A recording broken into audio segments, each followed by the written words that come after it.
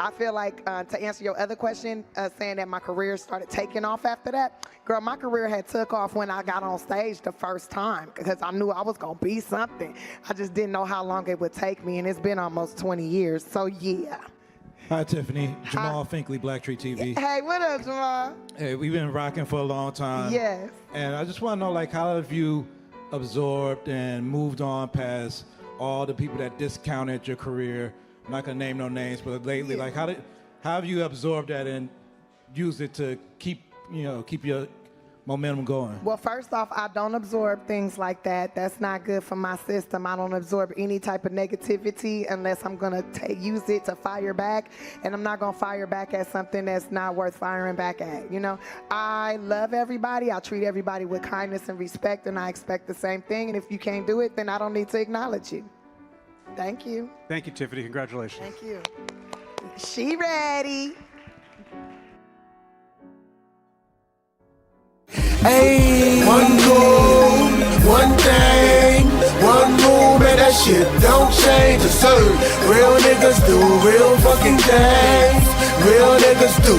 Hey, there's only one goal, one thing, one move, and that shit don't change. And it's certain. Real niggas do real fucking things. Real niggas do real fucking things. All three of them to me was pretty good. That's the most racist thing you could ever say, dog, but it's alright. They had a wicked combination. I would love to see him do Dog, the first one was genius, dog. Especially the beginning. Don't you know? You're a lunch shot. Bah! That's the 10 minutes of the movie. Girl coming and say, I'm fine looking. Bow! Bow! Kidnapped. Now the Emperor's daughter from the Ying Dynasty is being kidnapped. The Ying Dynasty? I think it was the Ming Dynasty. A little bit older. A little bit further back. The Ming Dynasty. The Ming Dynasty. Close that door. Close that door and your fat ass, boy. Outside. Play with yourself. I got work to do in the morning. No, that's what I got. That's in my top 3 favorite movies of all time. Life? Yep. Yeah, Life is good. Life. Martin ruined the motherfucking movie for me. Cause that nigga made it, told me the realist, like he just made the realist come to it that them niggas never really got free until they was damn near about to die. Life is a drama that's happened to be funny. I don't give a fuck. That's a depressing ass movie that's funny as fuck. No, once Claude and Ray stop talking, it's the saddest movie you've ever fucking seen. It's hilarious, but the story is fucked up. These two niggas went to jail. They wasn't supposed to go to jail, and they really spend their entire life there. They don't get to have no kids, don't get to have no families, don't get to really experience shit behind them walls, dog. And they didn't even do it. A lot. We learned about all we got to ride with all those black characters, and all of them died in that prison. Died. That's just when you think too deep about life, that shit depressing. But it was one of the most funniest comedies ever. Really good. That's the coolest part about it, dog. But like, you got Legend comics in it though, like all through that bitch. Eddie Murphy, dog, too many. We got the hardest hitters in there. Too many. Son, that boy Eddie Murphy said, "Man, change your walk. I want these country niggas from around there, from New York City." Boy, walking like George Jefferson. That is a genius, dog. You got a couple of movies coming out, man. Really? I heard some comedies. They remaking The Odd Couple with him and his being black, I believe. Okay. And they got this one with him, Wesley Snipes, Mike Epps. I forget what it is. Say no more, fam. He said, "Say no more, fam." You knew it. Black people gotta show out for that. No, I hope Samuel L. Jackson in it.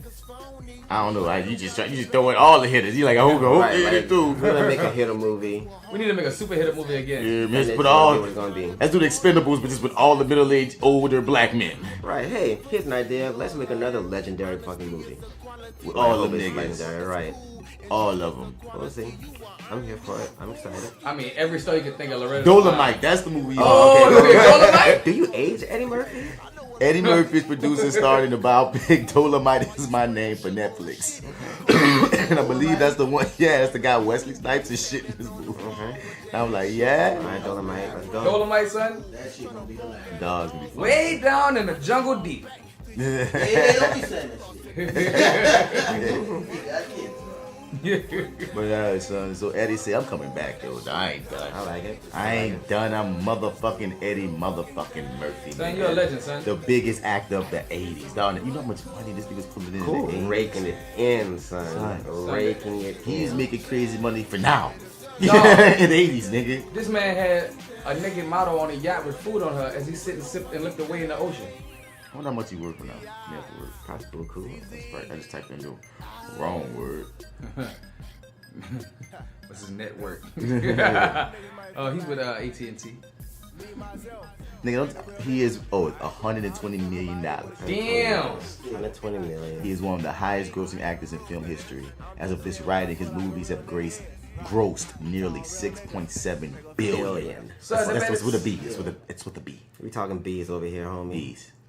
But what's fucked up is that's not his face.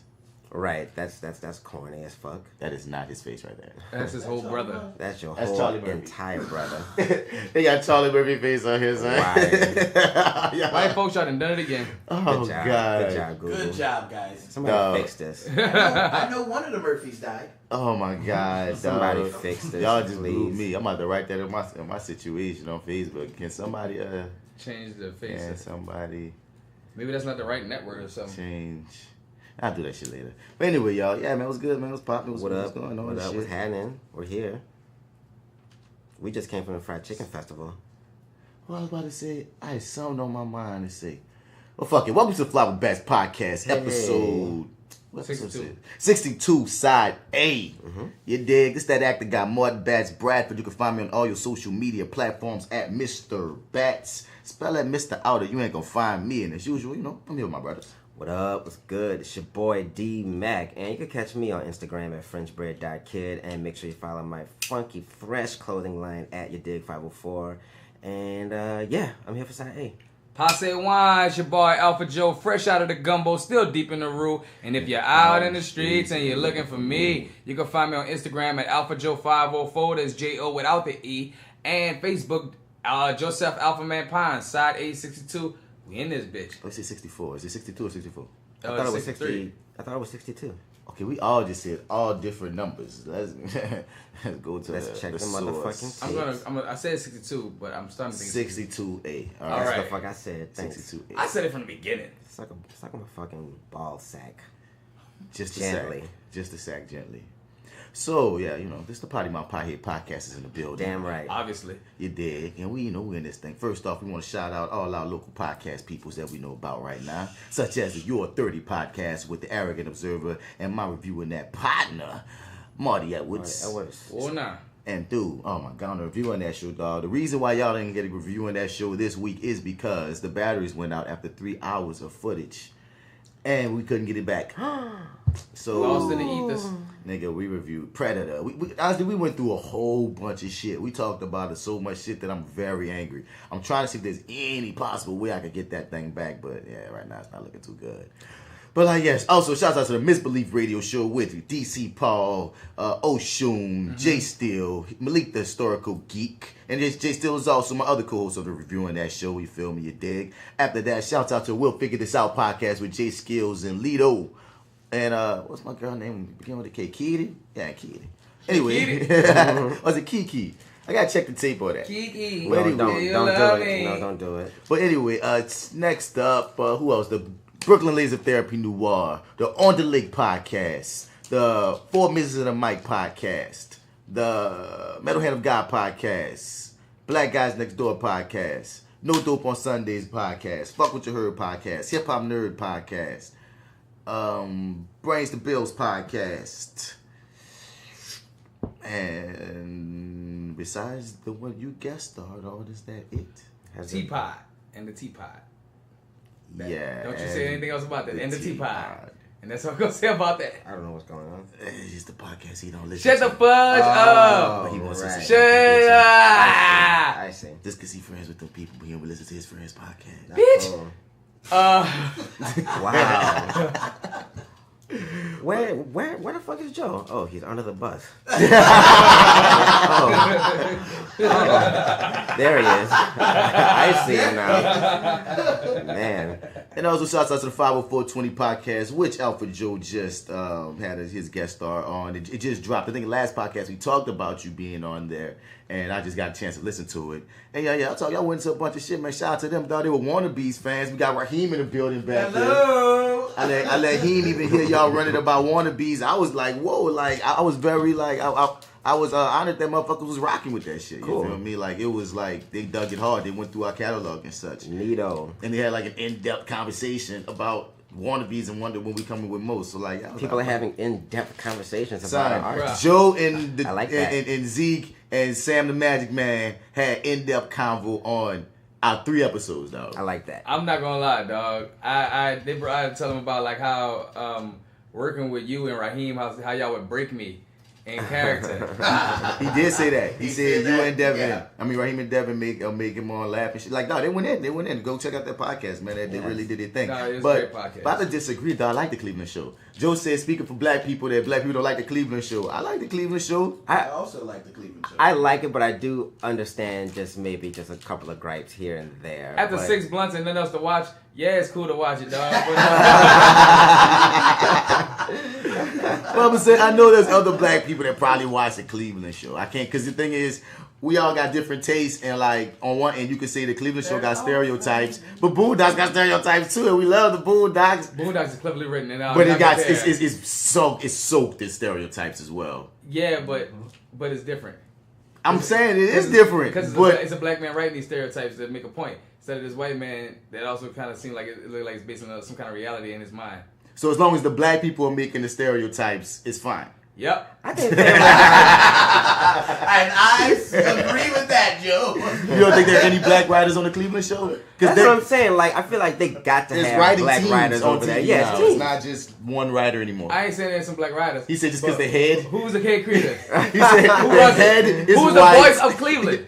The head is white. Cleveland is not voiced by black, so I will give them no passes on that. Also, the lack of creativity on having a show that's just like Family Guy, but with blackface. But I mean, I feel like he did that with American Dad. Even though American American Dad Dad's is so much- it is a different show. The setup, if you're just looking at it on from an aesthetic basis, Yeah, but it's the same aesthetic. It is the same aesthetic, That's what he do. but he put too much detail into Cleveland show like the Family Guy. And I get it because they're from the same show, but I feel like the Cleveland show should have had a little bit more difference than it. And it was just too much of the same. Too much. I mean, I feel like everybody got their own cup of tea. All I'm saying is there's other black people out there that also like the show. Snoop Dogg and Joe don't speak for all of us.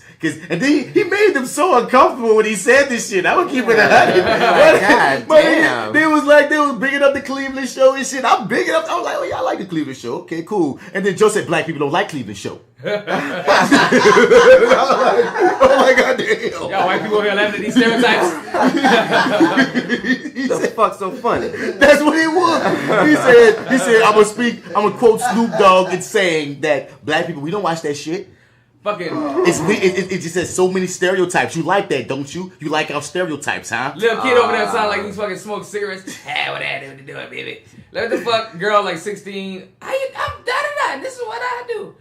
This beta male ass Cleveland. Son, You know they got all the same stereotypes in almost all the black cinema, as well as the white shit, because the white people make stereotypes of themselves. Oh, About man. this shit. Like, They you do. think Peter Griffin is an alpha fucking male? They called Yeah! him no. Fuck nah. On, Fuck on out. that, It is alpha male, dog. on that episode, they called his trope the bumbling dad, which is a very real trope, which is with him and Homer and a lot of that. And Yeah. and Tim the Two-Man Taylor and a lot of the same old white dad that can't get it together. Right. Whose This wife is is goofy ass- smarter than him. Whose kids Yeah. don't love him that much. Who one is probably dumb, one is probably smart, one is probably good looking. Al Bundy. But in the black It's the family, same it's the thing. same Wait, thing.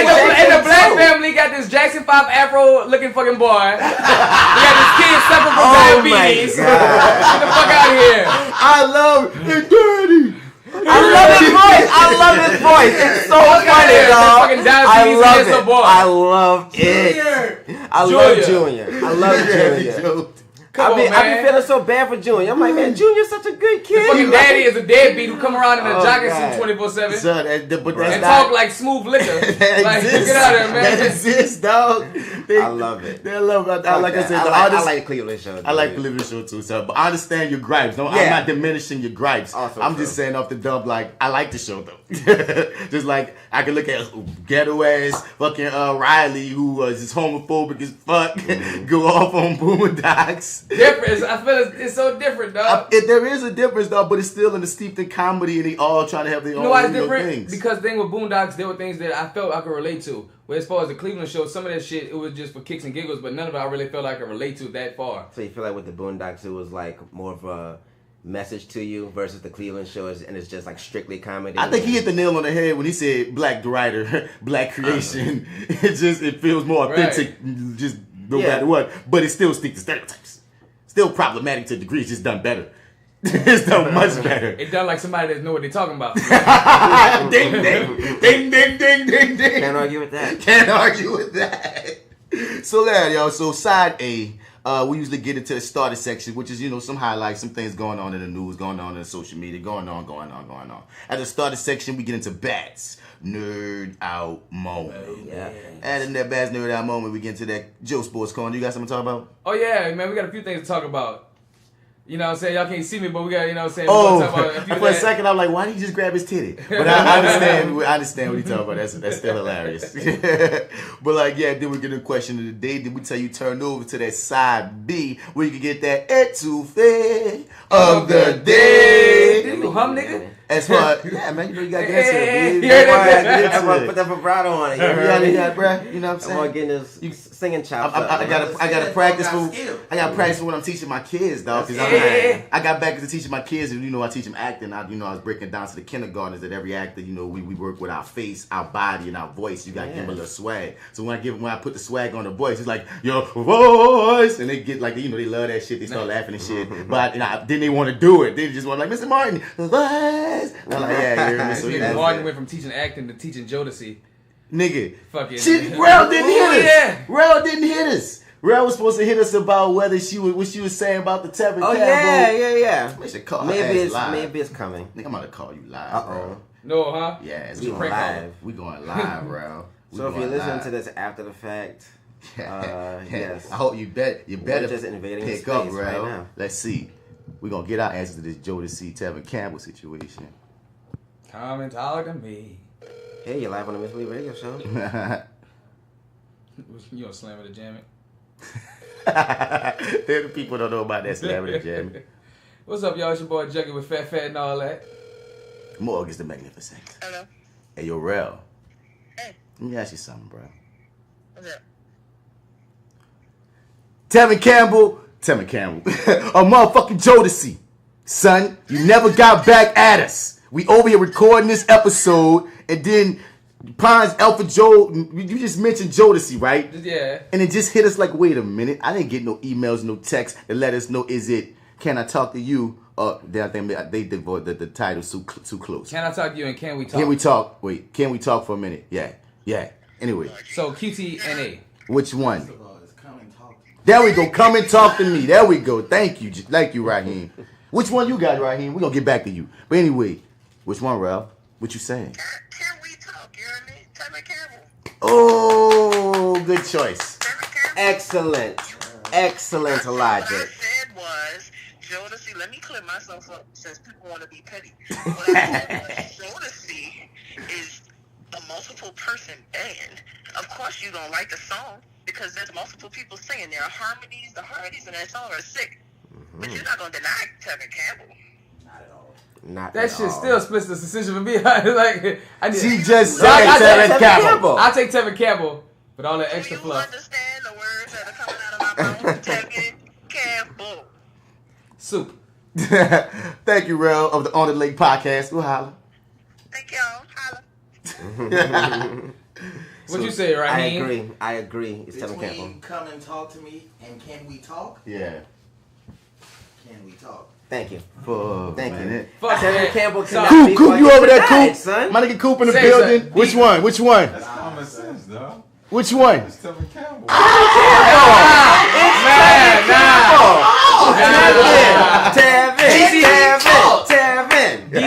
DC Paul said it. No. He always bringing DC names.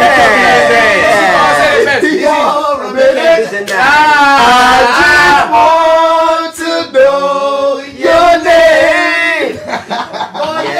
Nah, listen. Yeah. DC Paul said it best. Always the DC Paul. Tevin Campbell sounds like him getting like coming to talk to a girl and reject it, and then Jodeci sounds like him more of a player. You come talk to me like Tevin Campbell sounds like. Can we talk? It's like, guess what? Come and talk Guess to what? me. At a point, you're going to go out of that player shit. And as I come, Tevin Campbell shit is forever. Forever. They both technically forever, I can't lie. But I pick Tevin Campbell first. Oh, It's like 1A, 1B. God damn it. Put like this. When I look at my high school crush, I put on Tevin Campbell. When I'm ready to fuck and get that real number at the bar. And run a train because it's like 4 of you niggas. Oh. It's Jodeci. It is a saying, bro. Y'all singing, bro. Why don't y'all sing something? Just saying what it's Tevin, son, it's me. I'm embodying him and me or us. Jodeci is 4 niggas now, so it's just, you know. 2 niggas I singing. feel like Tevin is me and I am Tevin. Really? Like, yes. You a we, so you got it's enough of us, so we all can just go meet your girl right now. Yeah. Come and talk with us. I really want you. Fuck that. You talk to us. Y'all not a big. Y'all not a big. Y'all don't know how to big. Talk to me. Can I talk to you? Y'all not a fucking big.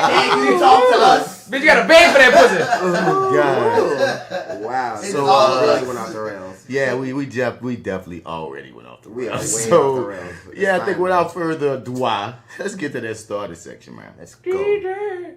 Lying about how much you had made, rumors and shit that you handmade. Would you buy this if I sold that? Hey, what the hell is my soul at? The American need for American green is America's greed. That's the American dream. Black America too busy chasing white American dreams. Though we sleep, so let's everybody eat and repeat. Work, where the fuck the cheese? Where the mozzarella at? Tell me where it be. So something I learned, I realized last week that we should have been covered. We ran it on MGK Rap Devil and did not speak on the Eminem response Killshot whatsoever. Cause it wasn't all that to me. Ooh, there it is. Let's talk on it. Let's speak on that Killshot. Come and talk to me. I listened to it, and I feel like I needed a little bit more gunfire from Eminem. I think what it is this straight up. On the from a technical end, Killshot is a better technical diss record. He has more disses, like metaphors, flow, It's lyrically way better. It's yeah. lyrically, like I said, it's from a technical aspect. If you look at, if you look at each lyric, dog, they got shit. Eminem, It's God level flow. And the God level flow, and not just that. Like, if you break down each bar, Eminem got all kind of deep shit going. He Jay-Z in some of these bars. It's like, wait, hold up. Like, I was tripped out when I read the bars because people was like, man, he bring him out right. So no, from a technical level, M got him, but MGK made a better song. You know what I mean? If that makes sense. It's like MGK had a song. He made a song with that shit. It's like he had fire disses and he made that shit catchy. And I feel like today's rap landscape, that's the way you do it. Like, you know what I mean? You make it. You got fire punches and fire hits, as well as make that bitch something that we won't hear over and over. Because I don't want to hear Killshot over and over. That's true. You know what I'm true. saying? I would listen to MGK shit more than once and ride to that shit. Even if Drake I did. know that Eminem, Drake kind of started this shit in a weird way. That back-to-back shit. Dog, because back to back, but that still was a fire diss. But no matter what you say, like, and Meek went the rapper route. And for all we know, if we break down Meek bars and he might have better bars than Drake. I'm just saying, if I was to give him that benefit, I never did. If we go to bar for bar, You know what I mean? Maybe. Probably find some gems. I'm gonna give him a right. I would give him a maybe. This time I'm looking at Eminem shit. I'm like, nah, son. When I'm listening to it, Eminem got way better flow. Eminem is way more skilled. I'm hearing how he addressed all this shit from a technical aspect, from a battle aspect. Eminem, if this was face-to-face battle, M ate that motherfucker. Yeah, But battle, see, the thing is, it's more elements to battles now, dog. he doesn't have the appeal that MGK has with his song. You And know the what I'm saying? beat and the catch is like all at the vibe. Also, Yeah. I think also that to me it's not a kill shot. To me, this was a nigga with a masterclass sword, and there was just a lot of fancy swording. It wasn't too much of jugging for real. For real, I like he said some very clever things and some very catchy things. And some very smart things. No, but M did him up. Like I said, I lyrically did him up, but Yeah, I wanted more aggression. I wanted like At the end of the day, I feel like this beef ain't over. Won. It is over according to MGK. Like MGK recently said on Breakfast Club that he don't plan on responding to Killshot because he wasn't fucking with it. And I highly like he didn't like it. Yeah, he felt like it wasn't strong. And that's how I feel about it. And I highly doubt if M spit shit drop the last diss, he ain't gonna follow. It's not that makes him look desperate if he follows up with that makes you look very I mean, and technically, you know, Killshot in general broke all these records. Like there's a contingency of people who think MGK do like a nice contingency who ride with MGK, but overall people roll with him, and it's kind of hard because Eminem's Eminem. I mean, like no matter what is an underdog situation if you MGK, so I understand that. But at the end of the day, like he made a better song. I'm MGK. still He made a better beef track. Put like this, dog. Put like this. I say it like this straight up, dog. Who won? Who? I don't know how to make the metaphor perfect, but it's like this. There's just two different categories. M won the battle for real on some technical shit, but MGK won the war because now he has more attention on him. He has more respect. You feel me? He got his name is out there more as a rapper. You hear me? They got like. He got credibility. He had the balls to go at him, and he hit Eminem with some good. You came at him right. He came at him right. Out of a lot of niggas that came at M, you white boy you hit him in a nice place. Niggas want to talk about Machine Gun Kelly like nah, because Machine Gun Kelly was all on Breakfast Club like riding his dick and saying all these like he didn't go on platinum and this and that, and you feel like it's bullshit that M feels like if Eminem mentions Machine Gun Kelly, that brings Machine Gun Kelly up because Machine Gun Kelly feel like I done sold millions and millions and this and that. I'm like no nigga, I'm sorry son. Eminem speaking you does elevate you, dog. Yeah. And it's Eminem, he's a fucking legend. And no matter what you sold, you're not so nowhere close to Eminem. It's like fighting Mayweather and losing. Like, even if you lose, like, you still won. You still got some... You know I'm just saying, he thought he was famous enough that him battling Eminem was not giving him no shine. I'm like, no, son. Go sit down with that down. shit. Be real about this shit. Son, you hear me? The average average black rapper... You got some major clout from doing this. You heard me? You got a lot of clout. You got attention. They got people who ride with you now that was definitely not riding with you before. Right, that you didn't have before. That you definitely didn't have before. And like, and then most of that is off the strength of that Rap Devil joint. Because like I said, it's a better song, son. Eminem outclassed you, but who really expected you to outclass Eminem, really, when it comes to this rappity rap shit? Mm-hmm. Nobody thought you was going to out-rappity rap him. You know what I'm saying? So the fact that you get out with more fans, shit. I think you win overall. Eminem is in a checkmated position because he can't do nothing unless you do something. True. I think it's just a stalemate. It's a stalemate. It's a stalemate. Because Shady doesn't really need all that because he's already a legend. Machine Gun Kelly needs the shit more than him, like, for sure. You know what I'm saying? You know what would have killed it? If he's doing nicely at the same time. If Eminem would have never responded, that probably let that. Eminem came first this go round though, you know what I'm saying? You mean if he would have never ever made that track on his album? Like that one, yeah. Cause whatever on that, I'm talking about this Killshot. Like if he never responded to MGK's diss, he had to. I don't think he had to. Yeah, he did. It was too scathing. It was like some of my shit. It was like nigga, no, this little white boy came for your neck. What you about to do? I don't know. Certain levels, dog. Do you really have to answer the niggas like that? When you start with them, I guess so. But he started with her first, right? He said something. Okay, he said something about this man's daughter. Yeah, and then he claims that the label started fucking with him after that, which made him spit some subs on the song with Tech 9. And then M said his name and gave him a bunch of bars on Kamikaze.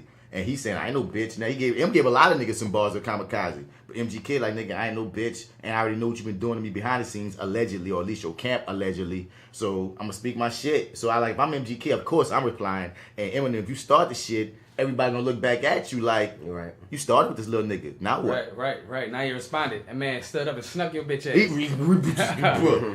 Call that man hands out and man snuck your bitch ass. You called out his hands and he snuck you. That's exactly what happened. You gotta get that little nigga some respect. Bruh. Of course you gonna beat him up. You the bigger nigga. Exactly. But you that man snuck you though. But he snuck. That man scared you. And we gonna remember that initial steal way more than any of the blows that you throw at him afterwards. He bleeds. He's a man. Right. He's not a machine. Right, son. Right, son. It's never going to impact your legend status. You're a legend. I mean, you're Eminem. It doesn't like break your shit. But I was saying this on Facebook recently, how something that bothers me is when these like a lot of these publications that are mostly white owned regard Eminem as the greatest of all time. And I'm like, dog, they got so many layers that goes into being. It's the white media. There's so many layers that go into being the greatest of all time to me, and his catalog of albums don't hold up to make him the greatest of all time. Yes, he's the best in some categories, but Top 10 spitters. And there's something about y'all white media after y'all didn't fuck with hip hop when black people created the shit, got the nerve to tell us black people that this white dude is the best at our shit. Yeah, that's what it is. That bothers me, dog. Like it really does, especially since if you had the catalog to support it as well, then you have more But no, most niggas know like it's like Eminem first 3 albums is his best shit, then after that is supremely hit or miss. Yeah. And we just respect him. My niggas respect that, even though Dre 3 Stacks never made a solo album, but we still know he a beast. Same with him. We know like the back end of your catalog don't match the front end of your catalog, but you're so cold at what you do. Even your whack albums, we see your skill, nigga. It's supreme, you know. So it's just a trippy thing, son. It's just a trippy thing. Like, nah, nigga, don't tell us that, son. They got too many rappers out here, too many black rappers out here that can rapidy rap just like him. Shouts out Royce the 5'9", and as well as, you know what I mean, got the content in the catalog, dog. Don't tell us in our culture who's the best of us.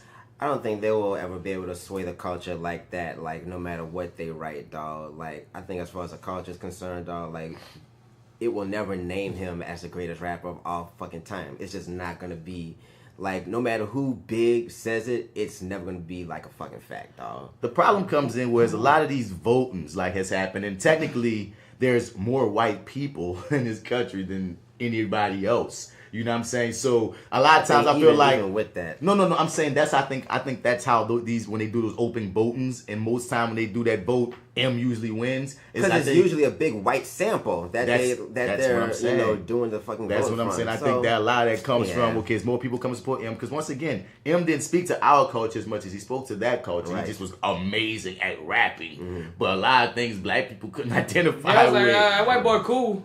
I mean, a lot of weird shit. I thought he was cold, but I looked at him as an artist, and a lot of shit was more like fiction, like watching a cartoon versus if I'm listening to fucking like Kanye, who I felt like spit my life sometimes. You know what I'm saying? So, but for them, sometimes he spit their life. You know what I'm saying? And so when that nigga was cleaning out his closet, I'm pretty sure a lot of people was feeling that. I mean, Machine Gun Kelly said that directly. He said, "No, growing up, I was the biggest Eminem fan you could ever fucking name because I'm growing up in goddamn Cleveland." Around a bunch of black people, get my ass whipped, getting robbed, getting fucked up, and I'm, a white boy, and I'm hearing this nigga from Detroit rapping my life to me like, damn, you just another white trailer park, poor white boy in the hood, whatever the fuck, dealing with my shit, damn, like, you know what I mean? So it's funny when your rivals become your idols become your rivals. Somebody to white late too. White late, we get the white late with each other. So yeah, man, but so that was Killshot, but next up, y'all. Let me see what I got flowing next. Oh yeah, well Kevin Hart, not just Kevin Hart. Katt Williams is just like we said last week. So like I would think that you win, you made your comeback. You feel me? And you make a comeback, you win an Emmy. You back kind of on after getting your ass whipped by a kid and being viral for doing drugs. And what's now surrounding you out of that is controversy. You know what happens when you get back on? You get back on drugs. You get back on. You got the money to get that highball coke now. You can get that now. That's me. So one thing that happened was, boy, Kevin Hart came at this nigga on the realest of kicks on the Breakfast Club on the most realest episode. On the most realest episode. On the most recent. On the most realest episode ever. Fucking scene, nigga. Yeah, on the most recent episode, son. And I was like, man, like he brought a lot of things to light on that joint. And I just wanted to catch some of that shit, not the whole thing, because I didn't talking too much. All right, now I want to get to what's really bothering me. Okay. I want to ask black people what we want. Mm-hmm. What do we want? we complained that people of color weren't getting opportunities in Hollywood. We were getting ignored for the Oscars, for the Emmys. It was a big thing. After that big thing, people of color got recognized for their hard work, for their efforts, and won awards. People of color also won Emmys. People of color are now being given opportunities to star, to lead in various projects. Well, just the ugly people, according to some. This is according to some. Okay. When the people of color get these opportunities, why are the people of color the ones that are tearing the people that are getting the opportunities down? My frustration comes from, you don't realize when I preach about the crabs in the barrel mentality that eventually we have to take responsibility for our actions. So if I'm looking at people that share my craft, I'm going to bring up the people that Katt Williams named. Little Rel, Gerard Carmichael, Hannibal Buress, myself, Tiffany Haddish. Correct. Little Rel is seeing so much success after doing his special Relevant. He went on to do Get Out. He now has a show that he's producing and starring in on Fox. Gerard Carmichael had his own show that he starred, wrote, produced. Gerard Carmichael was on to his second special. Hannibal Buress saw success within comedy specials and is now doing various movies where he's getting the opportunity to have features and to have a presence. Me, Kevin Hart, the guy that sits on top right now, have taken advantage of all the money that I have. I've shot over 56 specials for the up-and-coming generation of comedy. Why? Because I'm trying to create opportunities for others. Rather than complaining about it, I'm fixing it. I'm putting my money where my mouth is. I also take full responsibility for any and everything that I've done in the fucking business. Good or bad. My frustration with Katt Williams comes from, you keep pointing at Hollywood. Hollywood this, the white man, this, and this. When do you take responsibility for your actions? You had the shot. Katt was in that position at one point. You were the guy. You were set up to be the star. You didn't show up to work. You fucked off promo shoots. You fucked off your promo fucking trips that they had set up for you. You became a risk to the studios, which is why the studios stopped fucking with you. Why was he a risk? He chose drugs. Oh, okay. Take responsibility for what you chose and say, you know what? I gotta fix me, and I'm gonna come back and I'm gonna stand up for comedy. So when you say Tiffany Haddish doesn't deserve or isn't really a comedian and these other women have worked hard, which they have. Shouts out to Melanie Camacho. Shouts out to Lou Nell. Shouts out to Leslie Jones, who are all underneath the umbrella of Katt Williams. Katt Williams, have you ever used your platform to fucking bring the people that were under you up? You haven't. So because you haven't, don't shit on those that now are. I've used my platform and I brought my guys and girls up. The brand of Kevin Hart is a brand that's expanded so fucking far, whether you like me or not. My presence in comedy will forever be felt that I'm a fucking boss. I sit on the top of it, and the opportunities I'm giving are the ones that I'm creating. So take responsibility for what you did. You fuck you. Nobody else did. You don't hear Chris Rock, Dave Chappelle, the Kings of Comedy, Seinfeld. You don't hear George Lopez, Eddie Griffin. You don't hear fucking who else can I go down the road of other comedians? Steve Martin, Martin Short. You don't hear the guys that got on top and that made it by doing what they love complain about the people that are coming under them. The reason why is because they're happy with themselves. Don't blame everybody else for your shit. Don't shit on my sister Light because you're not happy with your shit. This shit is earned. It's not given. I don't give a fuck if you're a Tiffany Haddish fan or not. It's earned. Tiffany Haddish got years in the game. It's not an accident that Tiffany Haddish got an opportunity to star in a movie. It's not an accident that that character popped in the movie. Written or not written, a character has to pop it. And he even acknowledged the years that you put in before that. Now, when pause right here before he take over our shit. Anything you saying? One thing I will say is, one thing he made me think about when he was talking about that shit is Katt Williams. We did not give a fuck about his specials until he was Money Mike on Friday. Come on. So how you gonna shit on Tiffany for popping up Girls Trip and she has 3 specials coming now that people will watch when people weren't watching his to the degree until Friday, which popped you and you ain't right that.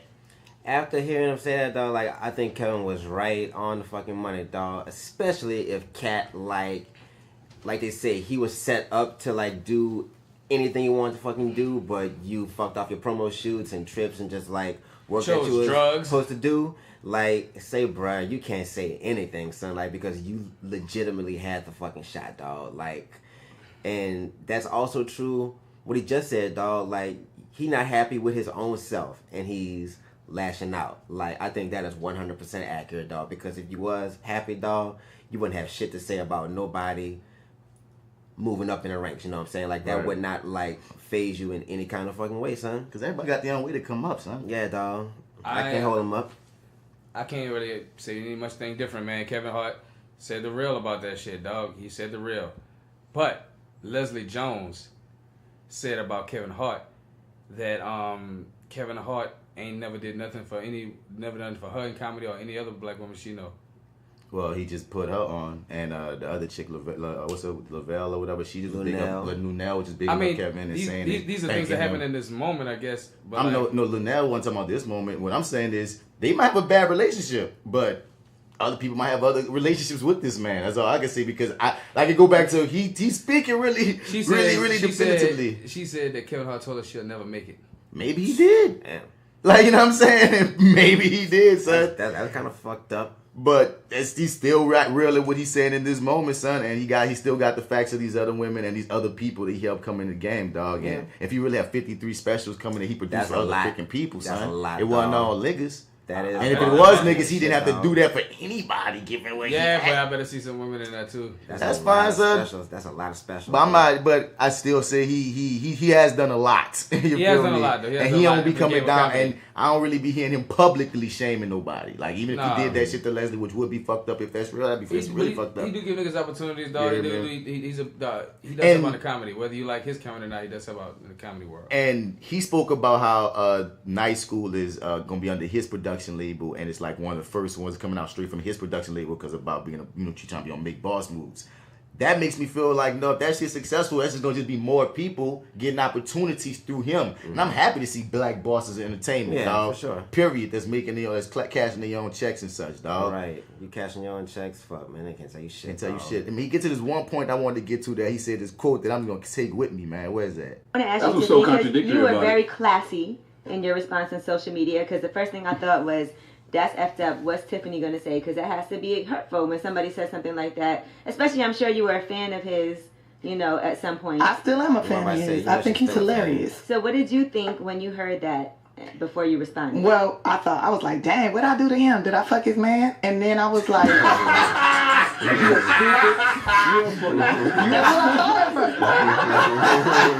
what I always think. When people say mean things, I always think that, because I figure I must have said something funny. I must have did something to him. And then I realized I never did nothing to that man. And then when I started really listening to it, I was like, oh, he got his facts wrong. He's obviously not paying attention to me, and somebody must have been complaining to him about me or whatever, and maybe he felt some type of way. I don't know. I just feel like, well, it is what it is. I'm not tripping. I'm not mad. Right. I'm not upset. But did he apologize? Because we seen a picture there. What's the first thing he said to you? He apologized. He said, listen, let me explain what's going on. And then he explained himself, and then I was just like, well, what did he explain? Yeah, what kind of explanation can you give? He just said, I hate it? Huh? He just said, I hate it? No, he didn't say that. Did he say he was high? I want to step in because I'm going to let my sister keep it classy. Yeah. Somebody kicked my sister ball over the fence. I want it back. It doesn't matter what he said. Mm-hmm. It doesn't matter what the apology was. So you didn't like the apology? It's not about the apology. And I want to get this very clear. I want to make it very clear. Katt Williams is an amazing, talented comedian, which is why I'm so frustrated. I sit from afar and I admire the man's talent. Mm-hmm.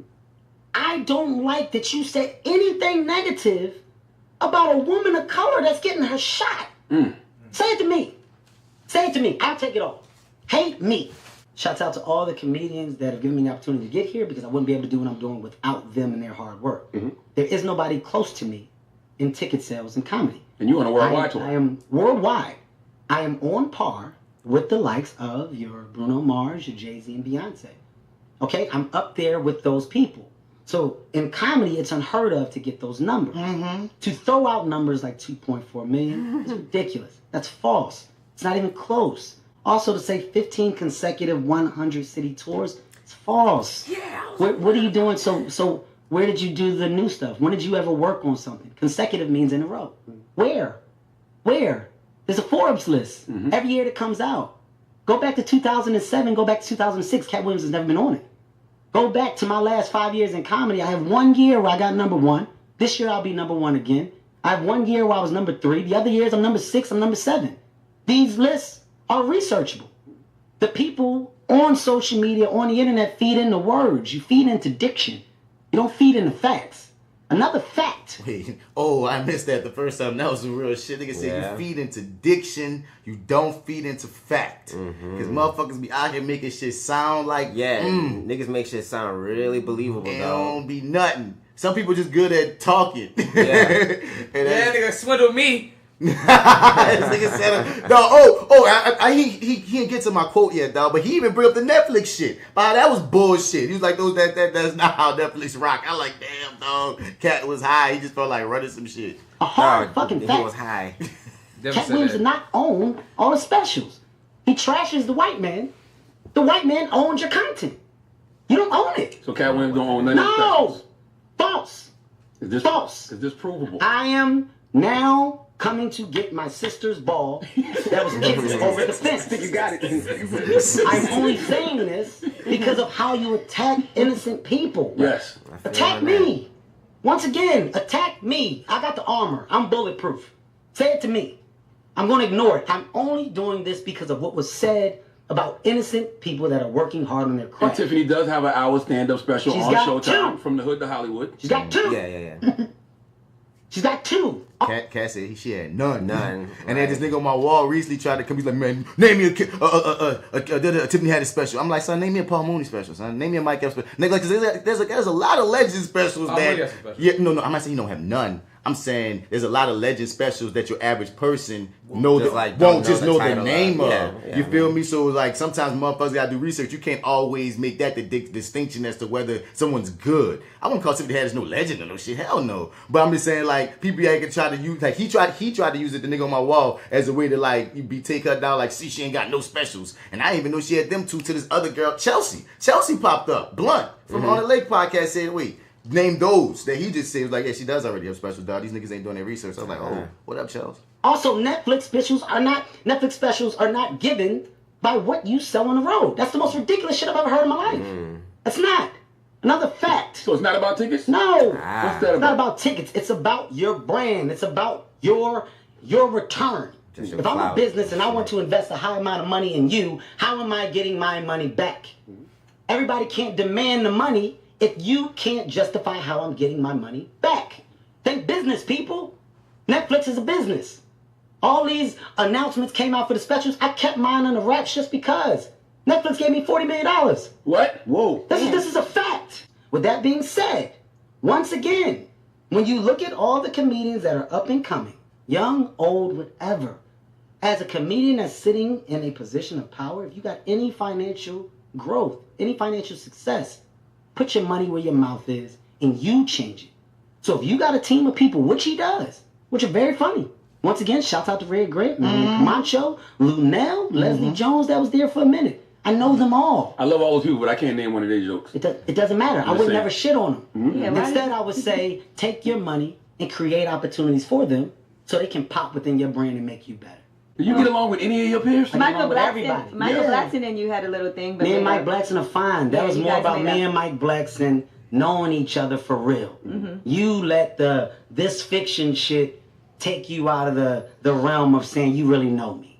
So at that moment, Mike, I'm like, dude, you know me. Like, enough is enough. You know that at this point, when all this shit is going down, you know how fucking serious it is. You know me. Like, we really are friends. I get it from everybody else. I don't give a shit. But you different. You know me. That's when me and Mike shit came in. But me and Mike are fine. Y'all knew what they might have Mike Blackson? Yeah, Who went down with that? That nigga said something, dog. They were roasting each other about something. I forgot, dog. He mentioned something about his wife, right? His wife, yeah, when they were going through their little problem. Yeah, he made a joke about it while he about him cheating. Joking about it.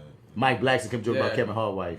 About the cheating situation. Scandal. Damn. I vaguely remember it. Because I would feel that too. Like, if y'all my niggas, and then like we all big, and y'all my niggas, and then I fuck up, and then one of y'all niggas is the ones giving me shit. Nigga, really? Nigga, you? All people, dog. You? We gotta every last one of these niggas that never knew me from Bob Talk, whatever, but not my nigga to my right, that when we didn't have shit. Right, when we had nothing, dog. Nigga, okay, that's trippy. Put up your dukes. Put up your dukes. You gotta get the glove and slap him in the face. Right. To a duel. We still friends, but we gotta duel. We have to duel. I'm upset because I know this girl's story. Y'all don't understand where my frustration comes from. Homeless. You was there for her when she was homeless? Fuck the joke of the money that I gave her. I'm talking about a real grind. Right. Homeless, no bed, back seat, watching your ass in bathroom sinks. And now you finally get millions for a movie, and now we want to go, you ain't this and you ain't that? The fuck out of here, man. Applaud her first. And she seems so grateful all the time, and you have nothing bad to say about Absolutely. anybody. I've never seen Tiffany Haddish come at anybody, be negative. It seems like you're always supportive of Yeah, other I am people. supporting. If I got something bad to say about somebody, I say it to them in their face first. We complain that we don't have, then we get, and now we tear down those that are getting what we said we don't have. Make a decision. I'm gonna ride with whatever decision we make. Y'all on the platform, help me figure out so I know what we're sticking to. Maybe I'm wrong. So if I'm wrong, tell me now so I can take the money out of my Laugh Out Loud network. So I can stop trying to produce these movies and get diversity looks and make a multicultural cast pop. Because I thought that's what we wanted. So if it's not what we want, tell me. And I'll pull back. And I'll go back and I'll do what was being done that we didn't want. So if we're going to fix a problem, then help a fucking problem become fixed by being a part of the solution and not the problem. Boom! When you are down and you attack those that are now becoming a part of the solution, you're the fucking problem. Boom. It's interesting that they all. That's it. That's all I was trying to get to, dog. That was like he go on. He started running about all kind of real ass shit. That boy River, shouts out to River Smith. He said this shit on Facebook. He said, "Man, that Breakfast Club interview made me like Kevin Hart." And I was like, you know what? You know what I'm saying, dog? Because dog, son, like was just like spitting that real. I'm like, dog. That's real nigga for that Adderall. Son, he everybody always pulling that something. Nigga said. I promise you, dog. That nigga feeling that Addy right now. So this nigga's going so hard, dog. But I get these on Katt Williams said, man, nigga on that coke, dog. That nigga on drugs. I mean, That nigga see Kevin, man, nigga on that Adderall. He on that Adderall, dog. See, son. That nigga eyes wide open, Some son. things are black and white like that. Some things are black and white. He abs, He apt as fuck. But But he's also right. It's so funny that he can say this because he does sit on the throne. You don't even have to fact check that. This is a well-known thing. He can't afford to. He can't afford to say lies. That's how come you know if Kevin Hart said it, he ain't just say that shit. He the number one. He can't afford to say lies. And he kept saying, "Look this up for yourself." I respect that. I respect the fuck out of that. He did. He kept on saying, "Nigga, check But this you know shit." what? Oh, his team did. Katt Williams said that too. He's like, look it up. That nigga bluffing so hard. That nigga bluff game is amazing. That nigga got me. The poker hand, that nigga really got me. All I gotta say is look it up, and nobody's gonna actually look it up. Nobody's gonna fucking look it up. I'm gonna make this shit sound good as the fuck. What else would they go buy? Cocaine's a hell of a drug. That nigga sold me, dog. I swear to God. That nigga ended up on me and checked my hand. I folded in. I was like, you got this, Katt Williams. You got it. You seem like you know what the fuck you talking about. My nigga Joe said, but Katt Williams said, look it up too. Bruh. He did say it. But yeah, dog. But speaking of it, though, so then Katt Williams also got into with Wanda Smith. Wanda Smith, husband from View on the 3 shows. Well, no, he didn't get into it with her. He got into Wanda Smith, and his husband just came to check. And pulled the gun. That's what I'm saying. Like, he got to pull a gun? Kinda. That's what they said. That was a news headline. Like the new. How'd it go? All right, so this is how it went.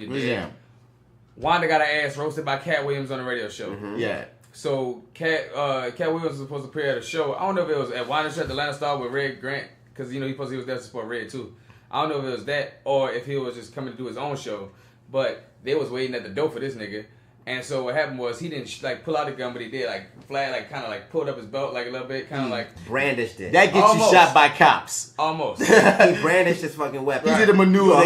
You maneuver because your wife got roasted and she roasted first. So you gotta brandish your pistol? Nah, bitch, you a bitch. You gotta watch the roast, dog. Let's see some of this here. Yeah. The roast is You got the best spaghetti. You got the best steak. What do you have? As a father of 7 with an unlimited food budget, you can make whatever is necessary. I said what they like. Excuse me. I said what do they like? Just because you're a poor interviewer doesn't mean.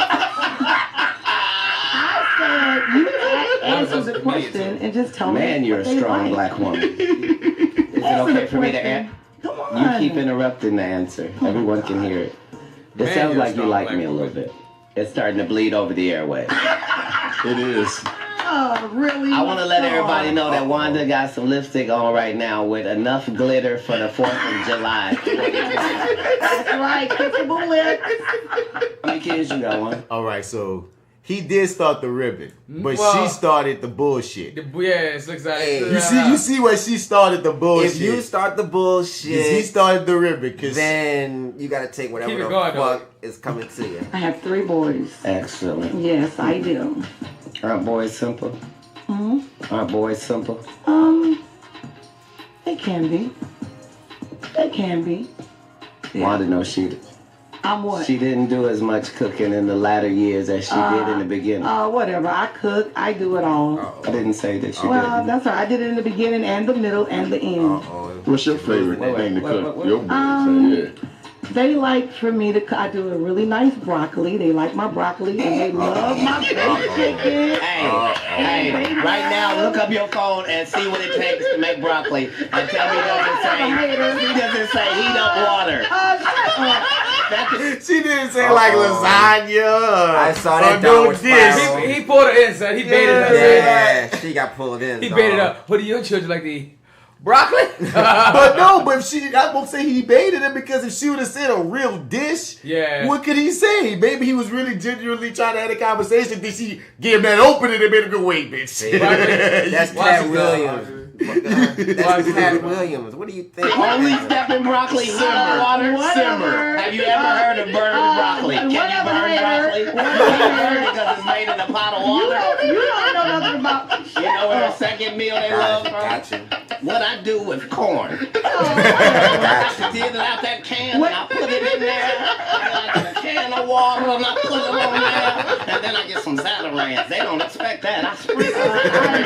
Great cook. Whatever. Yes, ma'am. You're good at heating stuff up. You're good at telling us about. This still feel like it's a good fun here with the cooking and shit. But this is what she. No, I see what. Her tone is changing right now. It's changing. But I just want to make that note that even though he's ripping her, it's light still. He's talking about corn. He smells blood though. I can't just fucking watch the video. Telling us about what's going on in jail.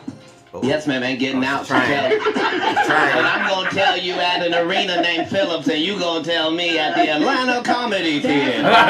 Tomorrow, be there. All right. Red Grant show, I know I'll be there. Don't miss it. Red Grant, Katt Williams, thank y'all for coming through. And thank you for having me. Thank you for coming in. I see why people come to Wanda's show. Yeah. Because Frank Ski puts it down. Is it crazy? And help me get to the salon. All right, it's the People Station Building 3. Your hair is Bye. My hair is not. Boy, that nigga did not like that. You talking about his hair? Why? No. 18 inches long and I have no perm. You don't? Oops. Oh, that's not a perm. No, it is not. Nice lady. That's natural. Come run one of your gnarled fingers. While you on air. So they can hear you live. Come on. Let me come over here. No. That's not how that works. Oh, okay. Well, then stay over there. Don't worry. Ain't nobody putting their hands through yours. That's right. They don't have to. I don't want them to. Get on out of here. Go. Only one of our hands moving while we talk. Are you okay? Red Grant, Atlanta Comedy. Tell Wanda to take off them headphones and that wig. And make sure that wig and that headphones take come off together. them old ass.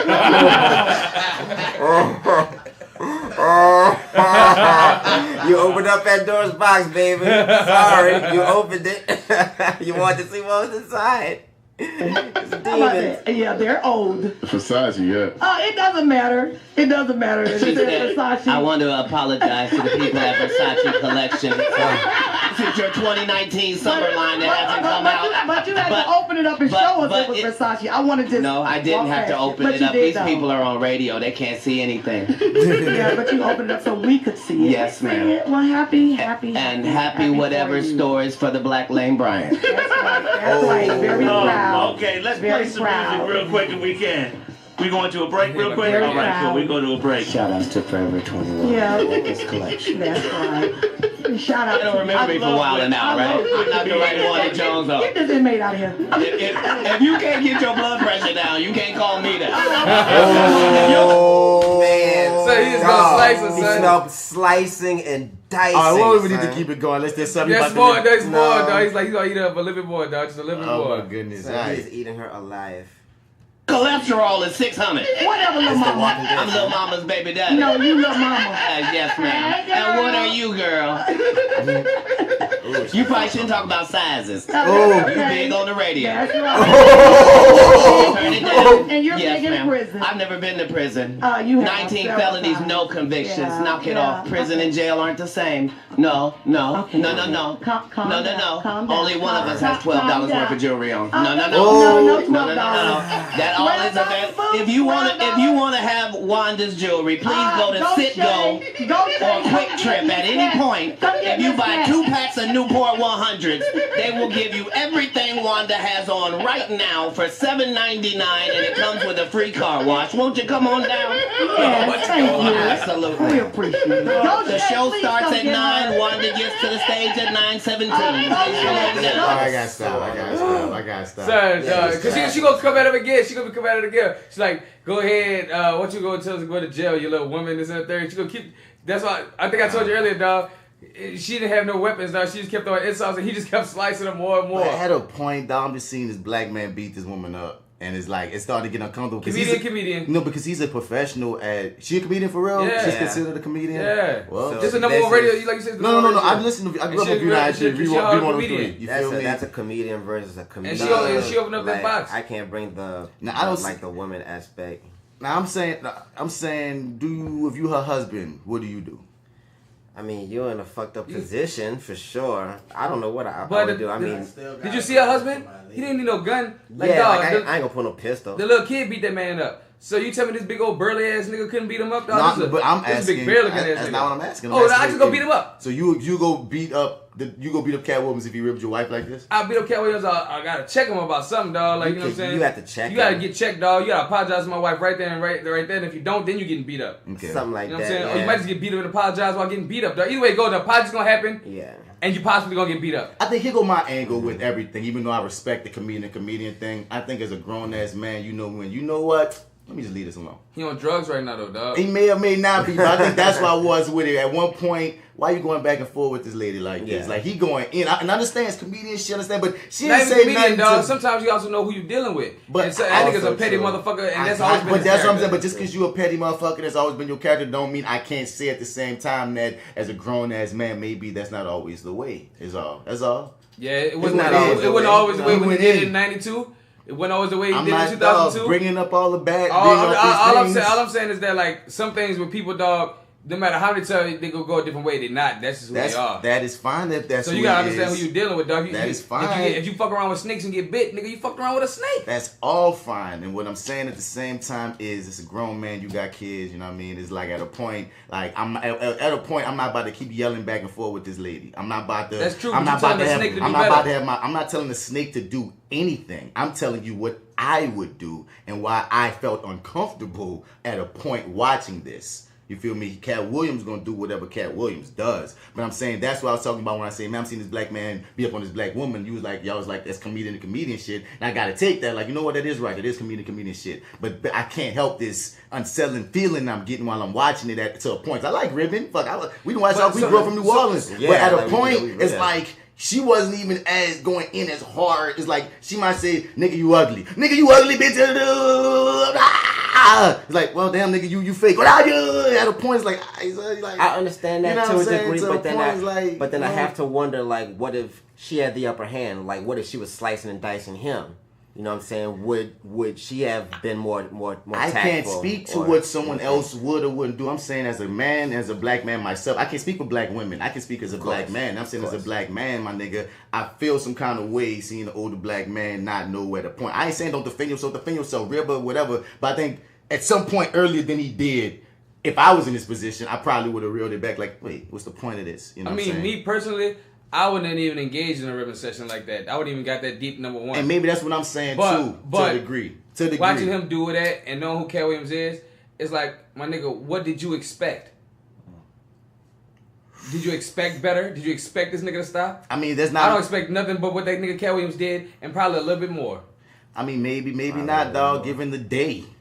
with Katt Williams, because given the day, he might not have ripped her. You hear me? This dude, he travels in extremes. So that's true. You know, so I'm not sure something, but like I still feel like what you said, and it segues us to another thing that happened with Kanye West, who had a similar situation. Did y'all see how he was coming at Nick Cannon and Drake and such for talking about Kim? I know Nick Cannon was talking about it. What Nick Cannon? Okay, I'm about to say that's the first thing. What was said?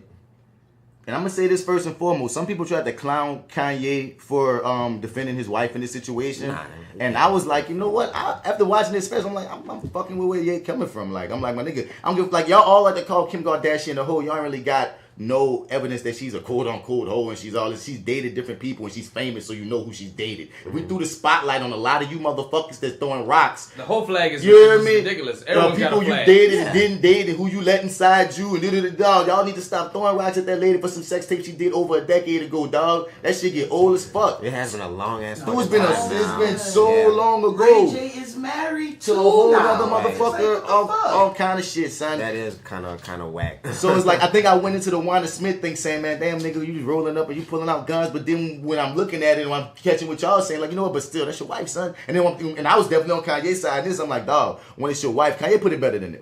I'm letting him run it. I just wanted to express some things that were not sitting right with my spirit.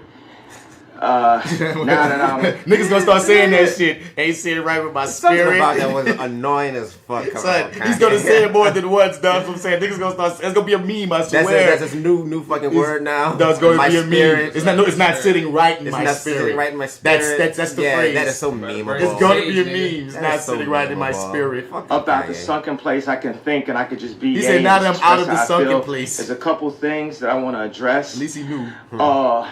First of all, I want to address Nick Cannon.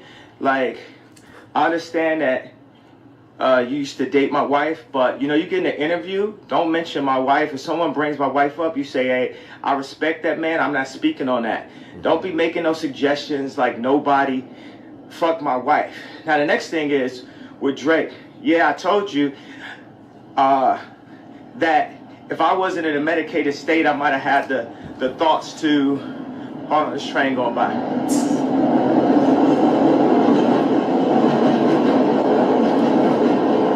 Okay, Kanye is just walking by some fucking railroad. If I wasn't in a medicated state, I might have thought and had the wherewithal to say.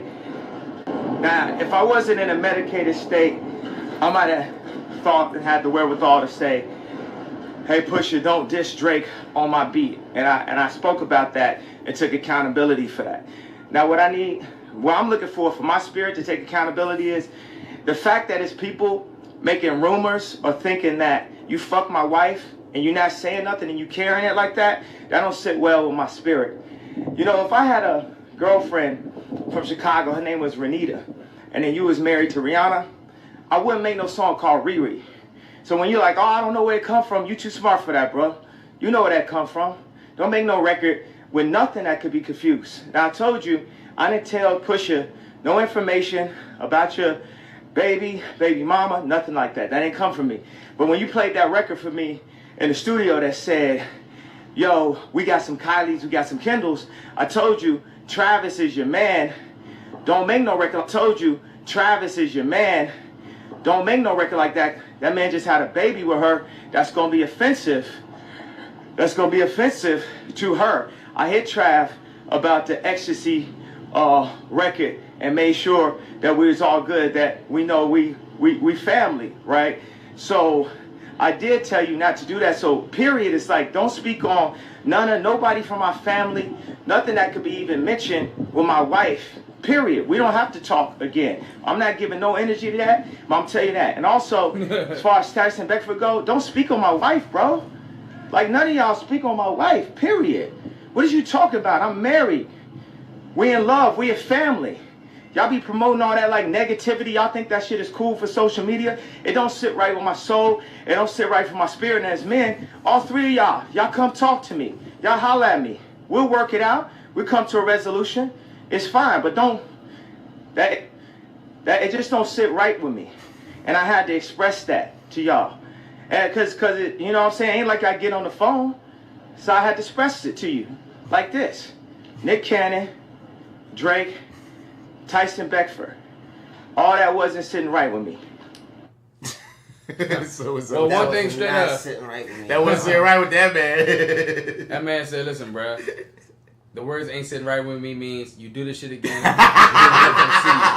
I'm really coming to see you. My son said, no, that was real rich nigga threats. Yeah, right. It don't sit right with me. That is cold. It don't sit right with my spirit. That is cold.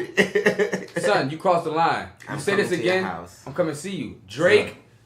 He said their names clear as day. I respect that, dog. That's what I be saying. He said that, and he said, y'all don't answer the phone. That's the only reason I'm on this bitch right now. Yep. The last nigga who I don't know, Tyson Beckford. Get a little Twitter spat. Him and Kim. And I go to what I'm saying too. That's what I'm saying, y'all niggas. Why y'all having a little Twitter spat with this woman? Like, come on. Like, at a point, men, I don't even mean to be sexist, dog, but fuck. At a point, grown men, dog, be grown men, son. Yeah. You heard me? Sometimes you gotta be fucking bigger. Bigger, dog. Let's all be grown.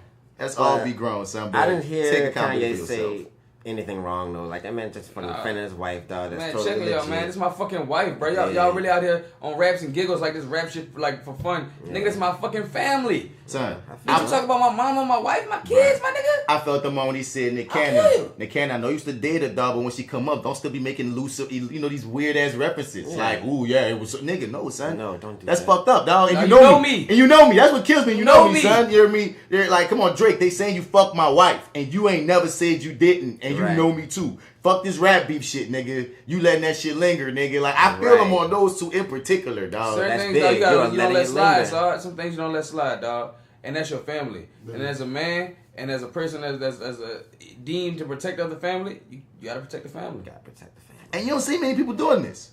Like, people be taking shots at motherfuckers and becoming Now niggas that nigga girlfriends and directly wives. said, Drake, stop it. Chill out. Nick Cannon, Directly said that. shut the fuck up. Straight up. Tyson Beckford, Full name. it don't sit right in my fucking spirit. I'm gonna come see you. Straight up. And I'm gonna erase the Beckford off your name. You're just gonna be Tyson. Oh, you might just be the Beck. Right. Maybe We four. might just call you forward, nigga. We gonna fuck you up. Bitch ass nigga. That's real shit. Chicago shit. Y'all must have forgot where I come And he from. even said, my nigga, like, if there's ever an issue, we could talk. We can talk. Y'all can run it with me. We can bang it out if we need to. Kanye, dog, he's a very interesting figure. You know what I'm That saying? nigga said I'm slick side. The man's kind of kicking off, but they still kind of in. So I use my words right. But I want to tell y'all niggas, try me like that again, and I'm gonna sit right in y'all spirit. Snoop Dogg just said, fuck him and Trump recently. Heard him. Well, look, he ain't gonna come at Snoop Dogg like that, right? That's why he's at Drake, Nick Cannon, and Tyson Beckford. It ain't said Snoop Dogg, Dr. Dre, and niggas that'll kill him. But in context, he got to take that from Snoop because Snoop said that specifically because you That went Trump on situation. record supporting Trump. If you're going to go on record supporting Trump, and I'm going on record saying fuck Trump, anybody who support him, Yo, he could say the same thing on his special. You know? He said fuck Kanye West. He straight up said it, like straight in plain clear. I'm like, man, I can't fuck with that guy anymore. Right. And that's on his special. Straight up and down, son. You got the right to say it. Y'all heard about... But they ain't talking about his wife. Don't talk about my wife, dog. Who knows what Kanye would do Snoop Dogg if his Snoop Dogg was like, and that's why I used to pimp your wife. Oh, well, goddamn. Wow. Watch the Throne 2 coming too, apparently, because they apparently him and Jigga cool and they all taking pictures and shit. But one funny thing about, we talking about wives, we talking about Jigga wife, dog, you heard about Beyonce's former drummer put a restraining order on her because she of said her witchcraft. Beyonce practices witchcraft. I believe it. I don't believe it. She flies over. She's a witch, son. It's okay. It's okay to be a witch. Ain't no wrong with being a witch. Ain't no wrong with it. I just don't believe it. All I'm gonna say is, I know some people that like went on That man ain't scared for some nothing. tours and stuff with As a woman. Beyonce. As a woman drummer. And they say that Beyonce is definitely like not to be fucked with on some shit. Like she don't play no games. Like she's not very nice, from what I gather. But as far as the witchcraft thing, I don't know. That sounds like Number one, when you're doing a 24 count, you can't be nice. They want attention. All right. And when you gotta fall down to get that fan to hit your fucking hair real nice, you can't be nice. I can believe, because they say the same thing about Michael Jackson. I can believe she probably a dick when it's time for performances. She won't be perfect, but I don't think that lady's practicing witchcraft. No one has ever come with that rumor of all these years. Not nobody that worked with her. No one. Like, I mean, there's a rumor, like that rumor that she was but people that Illuminati bullshit, no. But like you said, no one that worked with her. Let's say that no one has ever worked with her, ever came. She's been touring her entire life. No one ever came back and be like, so Beyonce wanted to sacrifice me. And But I told her no. I just wanted to dance. I said no, Beyonce. I'm only a dancer. And we've been cool ever since. I just came to dance for y'all. What are you doing, Julius? You know, she took the rejection cool. We're good. Yeah. Beyonce don't even respond. Beyonce probably laughing as she's stirring up her pot right now, looking into the future. I mean, like, whatever keep your name in people's mouths, I guess, to a degree. That's what, you know. She probably got fired because she got on drugs. Like when Ray fired his trumpet player that was on heroin. Okay. Of all the references. Because the thing about it, Ray Charles did heroin with him that night. And still fired that man for being on key. as well. That man said, I did it with you, Ray. Boys, I don't give a damn. You don't see me messing up. Well, You don't see me messing up. I don't know about this one. In Georgia, women arrested for selling weed edibles at church. You should go to jail, baby. Because you slipped out fucked up people. She is doing the Lord's work. That shit. Them old ass people that go eat that edible. I'm right. This lady, no one asked her to come to the church. Did she say? She is literally healing people. Wait a minute. I need a caveat. Did she sell them as regular ass treats that she gave with a Sunday plate? Or did she let people know it was edibles? 28-year-old Ebony Cooper and 26-year-old Leah Presley attended an event hosted by Savannah, Georgia Church. The event featured local entrepreneurs selling their products and was hosted by a vendor outside the church. Yeah, selling product, all right. Moving at work. Fuck. They started unimpressed by these women's Mary, Mother of Jane ministry. The Savannah County Narcotics team either received a vision from God or was tipped off by hating ass heathen who doesn't understand the Bible verse and second marijuana. So this is the roots. Yeah, they got to put all this shit. Just give me the facts, please. So according to Facebook post, they started watching 28-year-old Ebony Cooper who had a booth selling cereal treats, brownies, pudding. Oh my God, and other weed. I want some pudding and other weed infused treats designed to help the saints get near to thee, oh Lord. She was at the wrong event. She should have been at Blaze and Worship. Right, she should have. Right. The officers even bought a few of the products, and while they would not confirm whether or not they consumed any, of course not. Yeah, they consumed it. They fucking consumed it. But did they say that it was edibles, though? That's all I need to know. If she said, yeah, these are edibles. Or, no, these regular brownies.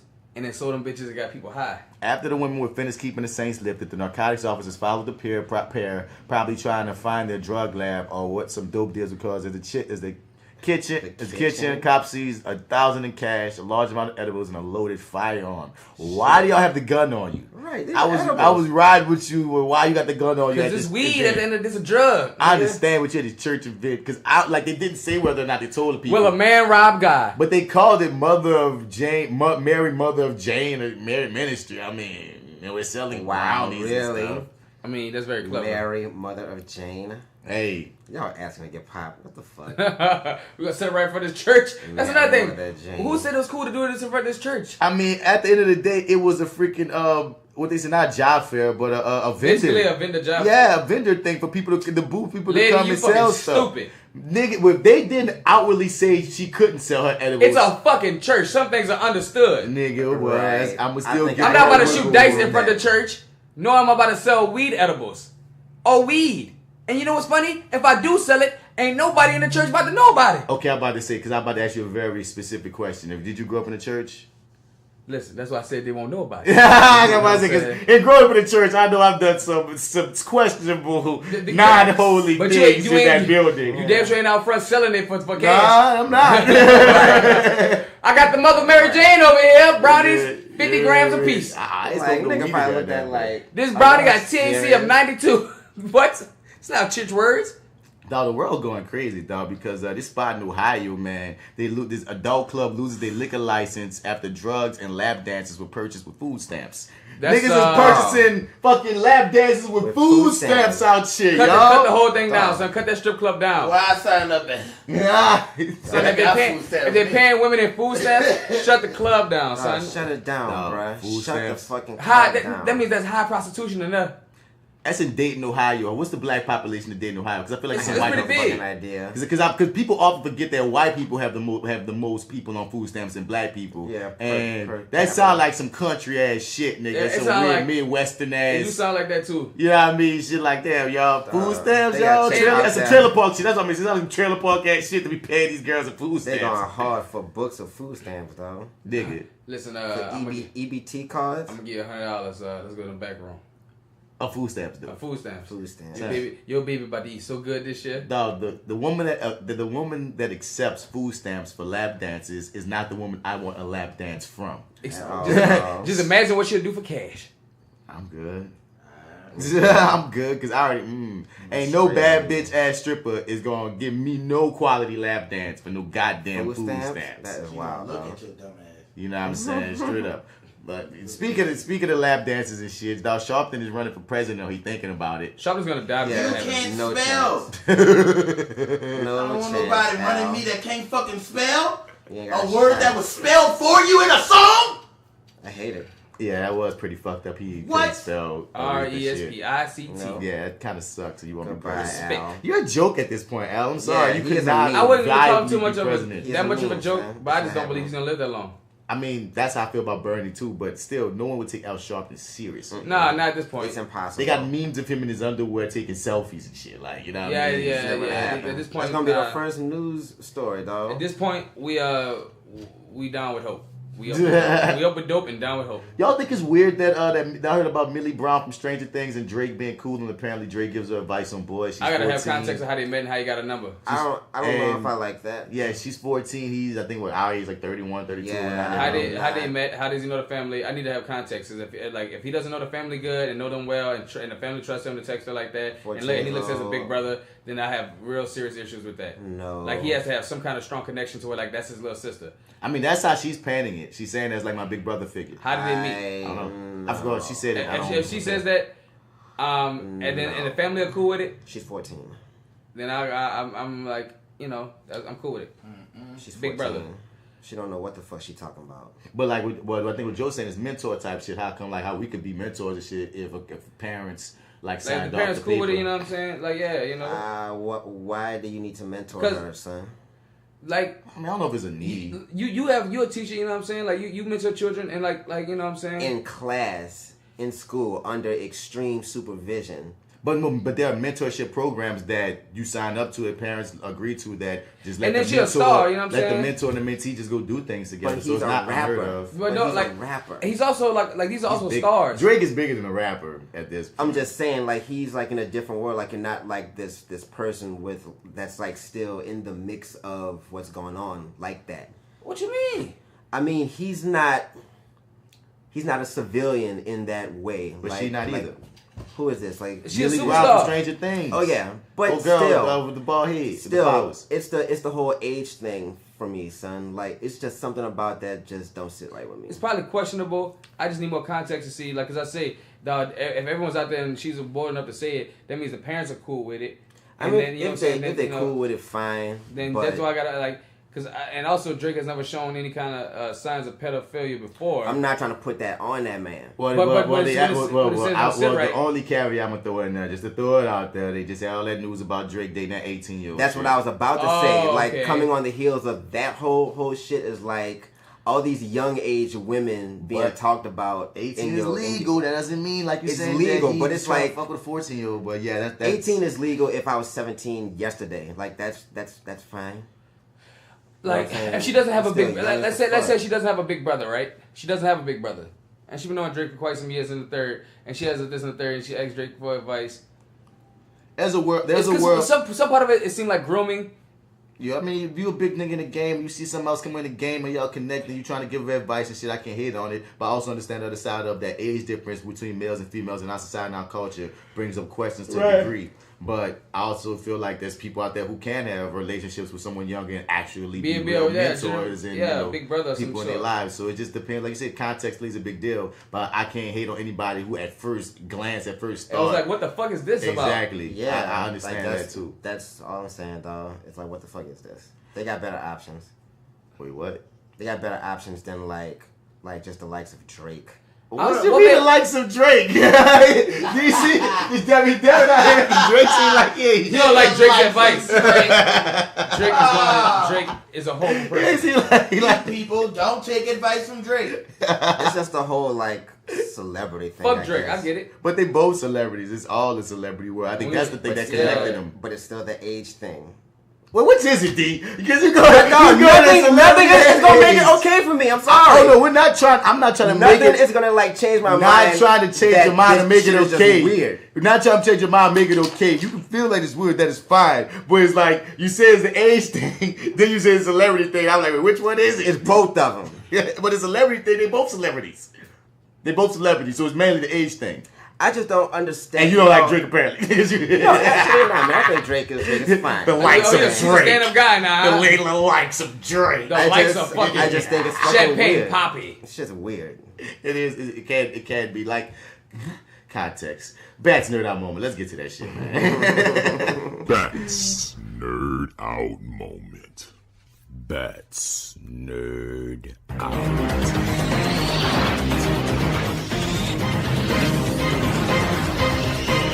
Bats nerd out moment. Bats nerd out moment. Bats nerd out moment.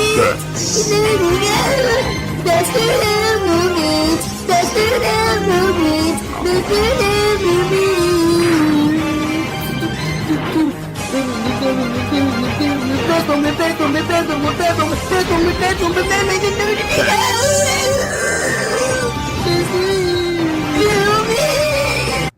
So Marvel people straight up said, nigga, like we already about to buy Fox, and when we do, we taking over and rebooting the X-Men to our image. All right, Disney.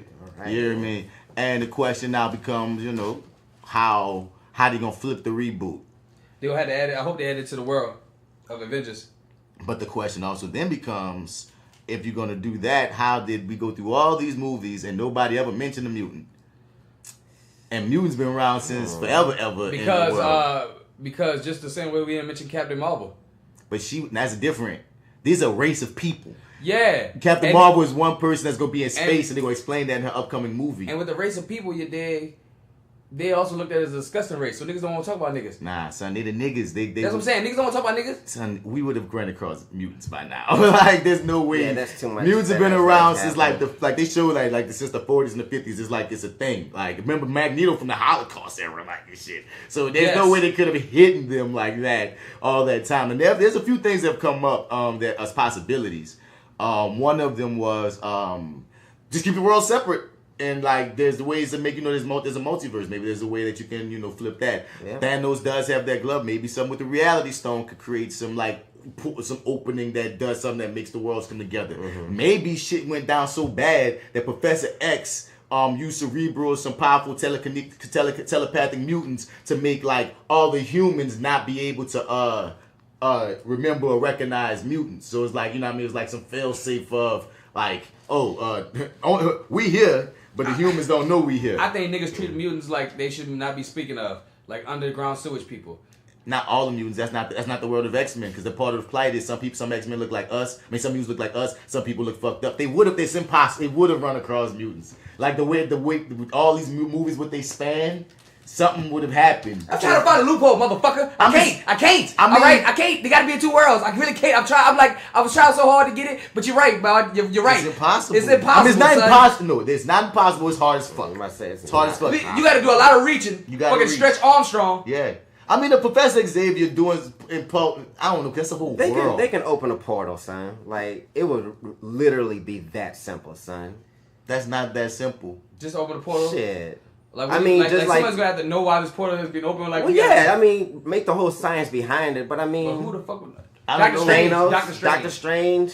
But it's a whole race of motherfuckers. It is Doctor Strange, right? A whole race, a whole world of people because they were all over the world, and they keep growing every time. It's just that's a problem I wouldn't want to have. Well, Fantastic Four can come in. Yeah, it's easy to bring Fantastic Four in. X-Men is a race of people. That's the only way they're gonna have to do it. Is like get them from another world. That's the only way. Because it's or a just whole keep world the world of separate. Or just keep the world separate either. Until they can figure out like an actual way that makes sense. Yeah. Because because Avengers 4 is shooting right now, then we could probably deal with no Infinity Stones no more. So by the time that they get the rights to X-Men, who knows what most likely they are creating and coming up with alternative ideas. They're getting paid to do this, but man, like they're going to do some next level flips to make that work. I'm excited for whenever it comes. I'm sure they're like working on it now. They're in some kind of room. Yeah, like they like, how can we do this, guys? Like that's what everybody wants to see. Like everybody wants that. Right. Like nobody even has to fucking say that, but it's like they just got to do it right. You know what world they might pop up in first? They cooking it up. Deadpool's. I mean, but yeah, that's something that people often say that Deadpool already opens a door for them, but Deadpool is still in his own world. He's not in the Marvel universe. He's not. Nah, he's in the X-Men world. He's put himself. He's in the X-Men verse. So even if you created a whole new cast and lineup of X-Men through his world is still separate from from the Marvel universe that's already been established. Because someone said that online, like, yeah, we can bring in we can recast everybody through his world because all we've seen is Colossus, really. Nope. The last one we did see. You see Beast and a few others. No, we saw this actual current lineup. I don't know. They got a lot of cleaning up to do, but I am excited that Marvel has come out to say, look, it's gonna be a better movie. That's all I know. It's gonna be better than what it was. Yeah. The storyline and shit. Yeah, they gonna do overall whatever they figure it out, it'll be better. That's all I know. They gonna do it right. Jordan Peele is officially hosting Twilight Zone. Oh, cool. I'm about to say, not Twilight. Yeah, I had to correct that. Because as soon as I said that, I said, wait, he's hosting Twilight. No, Jesus Christ. No, we don't need to bring that shit back. 12-year-old girl? Okay, so the Twilight Zone. Come on, Millie Bobby Brown? Jordan Peele has put his hands on. He can do that. I love the fact that he's keep getting associated with these like thrillers and these horror films these joints that aren't necessarily what's usually associated with black filmmaking. If you watch Key and Peele, son, most of that shit will end on a dark note. On most of the episodes. I'm just glad, like, you know what I mean, he's just not just being looked to make black biopics, hood films, and church comedies. This man might be doing Candyman. This man doing some Alfred Hitchcock shit, You know what I'm saying? man. He's doing some Alfred Hitchcock shit. He's on some, look, black people can have these black-ass stories He do a lot that are of just thrillers as and psycho interesting. stories and that horror, that really seems like his way of going.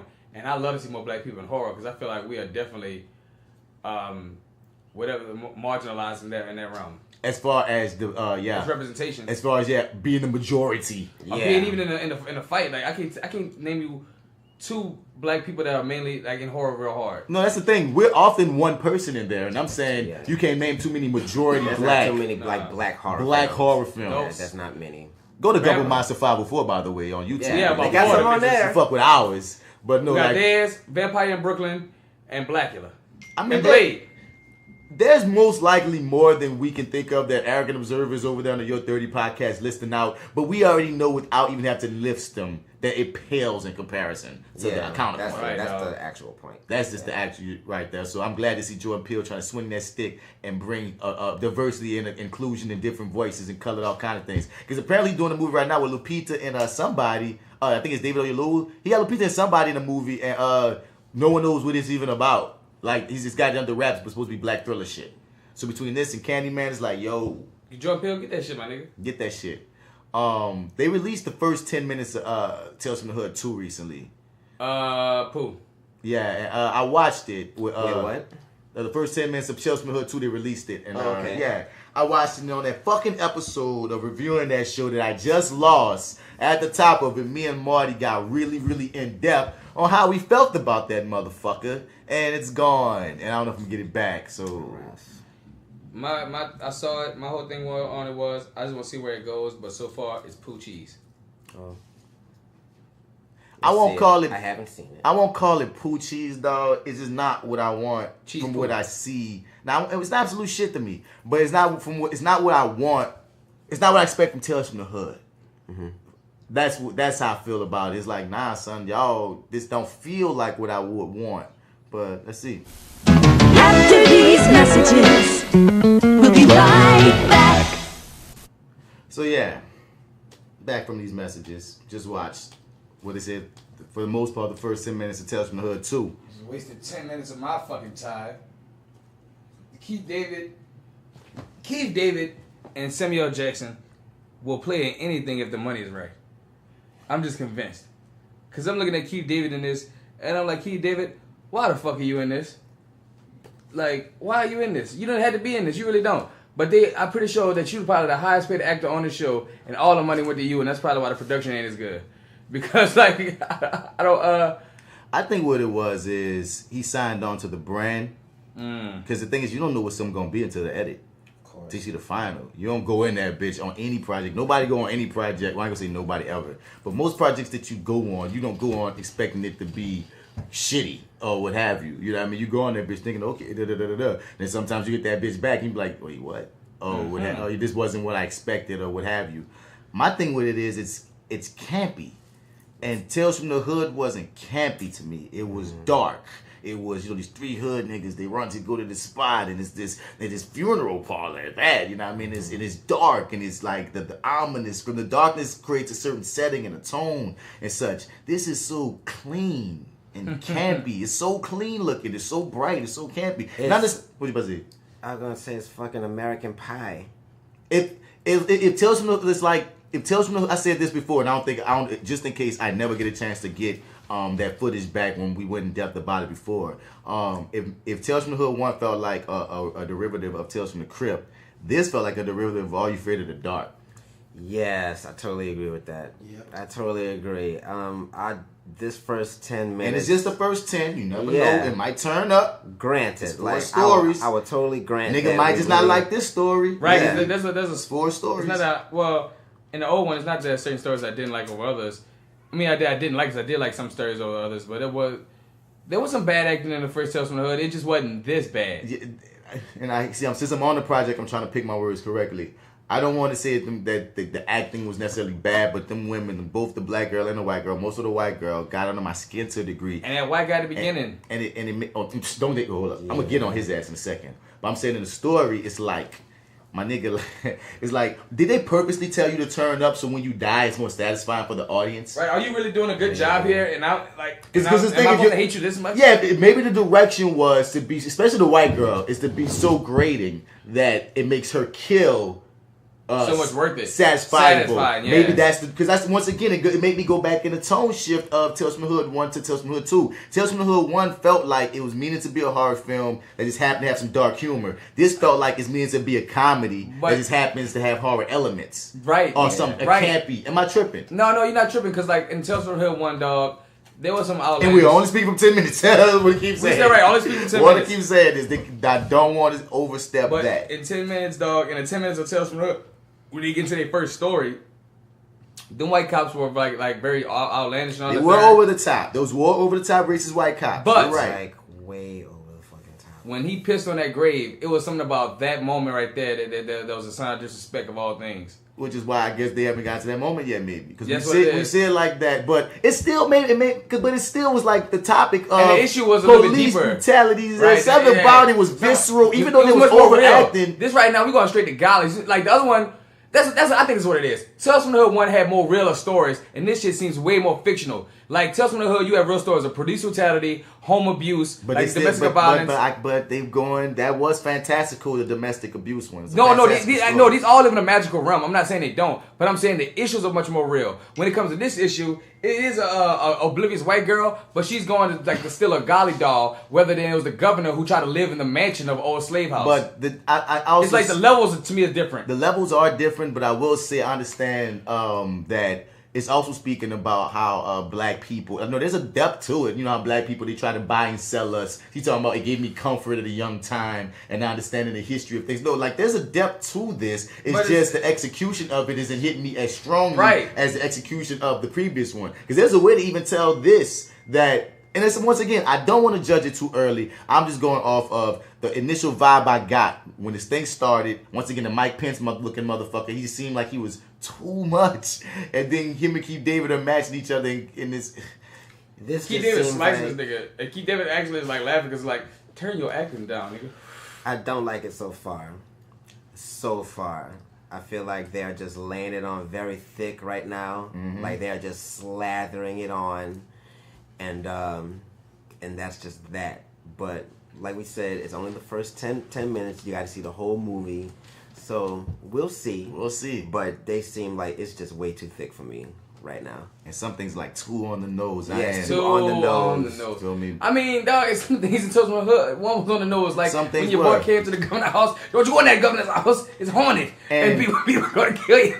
And like, he basically told that man this place was haunted. Yeah. And dead dolls that was going to kill him. Because that David Duke nigga was extra. And that's the thing, too. Like, I don't want to just shit on the thing because, like, once again, nigga worked on it. And, like, I will say, like, Darren Scott as a director gave a nigga, like, so much freedom. He's one of, like, he's a director that I work with that it was fun. Like, it felt great. You know what I mean? He was like great at what we was, like, it felt like it was a great experience. So I want to be honest, it's like, man, fuck that shitty ass thing. Because the thing is, I don't think it was shitty. It just was campy, and I don't want camp from my Tales from the Hood. You know what? Like that. I'm going to take my whole opinion away from it right now and say I'm going to cancel all what I said until I watch the full thing. You gotta watch the movie. You gotta watch the full movie. But, you know, if y'all got time, check out the Tales from the Hood 2 10-minute preview.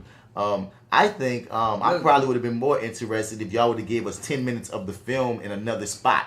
Yeah. Say, give sure, me like a story. 10, give us a story that we don't even know it's a story. Piece of their story. Piece of one of these stories. Like, because they gave us the first 10 of the film. We didn't get the first 10 of the story. Right. You get what I'm saying? We got the first 10 of the. I ain't know you hit it. We got the first 10 of the film. So it's like, you know, we got 5 of the story. We don't know what's gonna happen with it. We got barely 3 minutes of the story, son, because we in the beginning of the story. All we know is the bitch want a golly in a dollhouse. That's all we know. And he running some real shit to her. She's so extra. I just want my golly. Gee golly, wow. But you know what I mean? Like I said, we'll see where it goes. It comes out. If they wanted me to kill her, well, they succeeded that mission. Because I definitely want her dead. Yeah, and that's a feel I got too. It came out. It comes out in like 2 weeks. Yeah. Week after next. Quarter. Comes out week after next. So yeah, check that out. Niggas gonna be talking about that pretty soon. Did y'all catch the Emmys Reparations skit? I didn't. I wanted to. That's one thing I haven't caught. Yeah, I only saw little screenshots of it. And that was interesting, legit, you know what I'm saying? Highlighting black actors that deserved it. Did they show this at the Emmys? Yeah. Mm-hmm. Okay. I present the Reparations Emmys.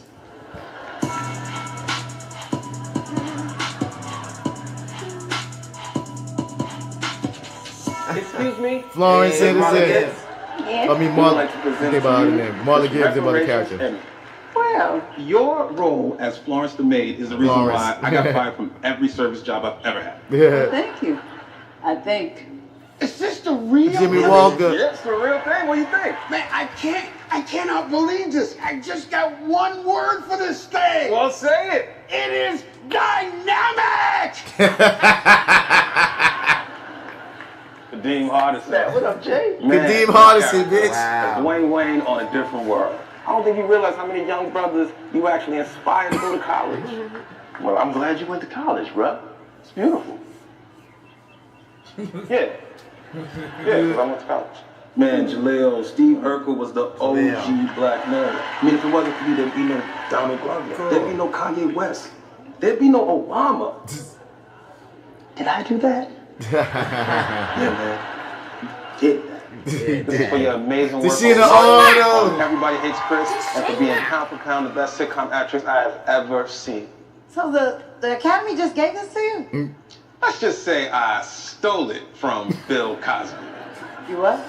Do we know nobody from The Wire won an Emmy? I know, and Bryan Cranston won like 6 for Breaking Bad. If Bryan Cranston got 6 Emmys, Idris Elba should have like 10 in. Anybody from The Wire is better than Bryan Cranston. You know he only won because he's white. Absolutely. The only reason he won. Absolutely. If he was black, he'd probably bagging groceries at Trader Joe's somewhere.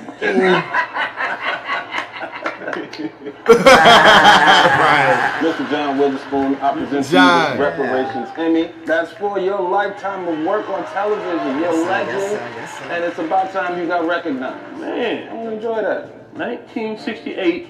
I spy. No. Y'all niggas stealing other niggas' Emmys. It's for you. Reparation is not for Emmy. It's for 40 acres and a mule. I don't have 40 acres and a mule. Well, get me 40 mules and an acre. I'll take that. When we did A Different World, it wasn't really about awards, you know, maybe it was for the people. If you don't want it? No, I'm gonna keep this, oh, for sure. I'll find something to do with this. Good looking out, bro. Who are you now? Who are you? I'm Michael Che. I do the news on TV. Like Trevor Noah? You know him? Well, I'm glad you got your Emmy, man. Hey, young fella. Got that funny hat on like you Mr. Big Shot. You ain't played baseball in your life. Trevor Noah is the man. I like it. It's cool. Thank you, Michael Shea. Thank you, Emmys.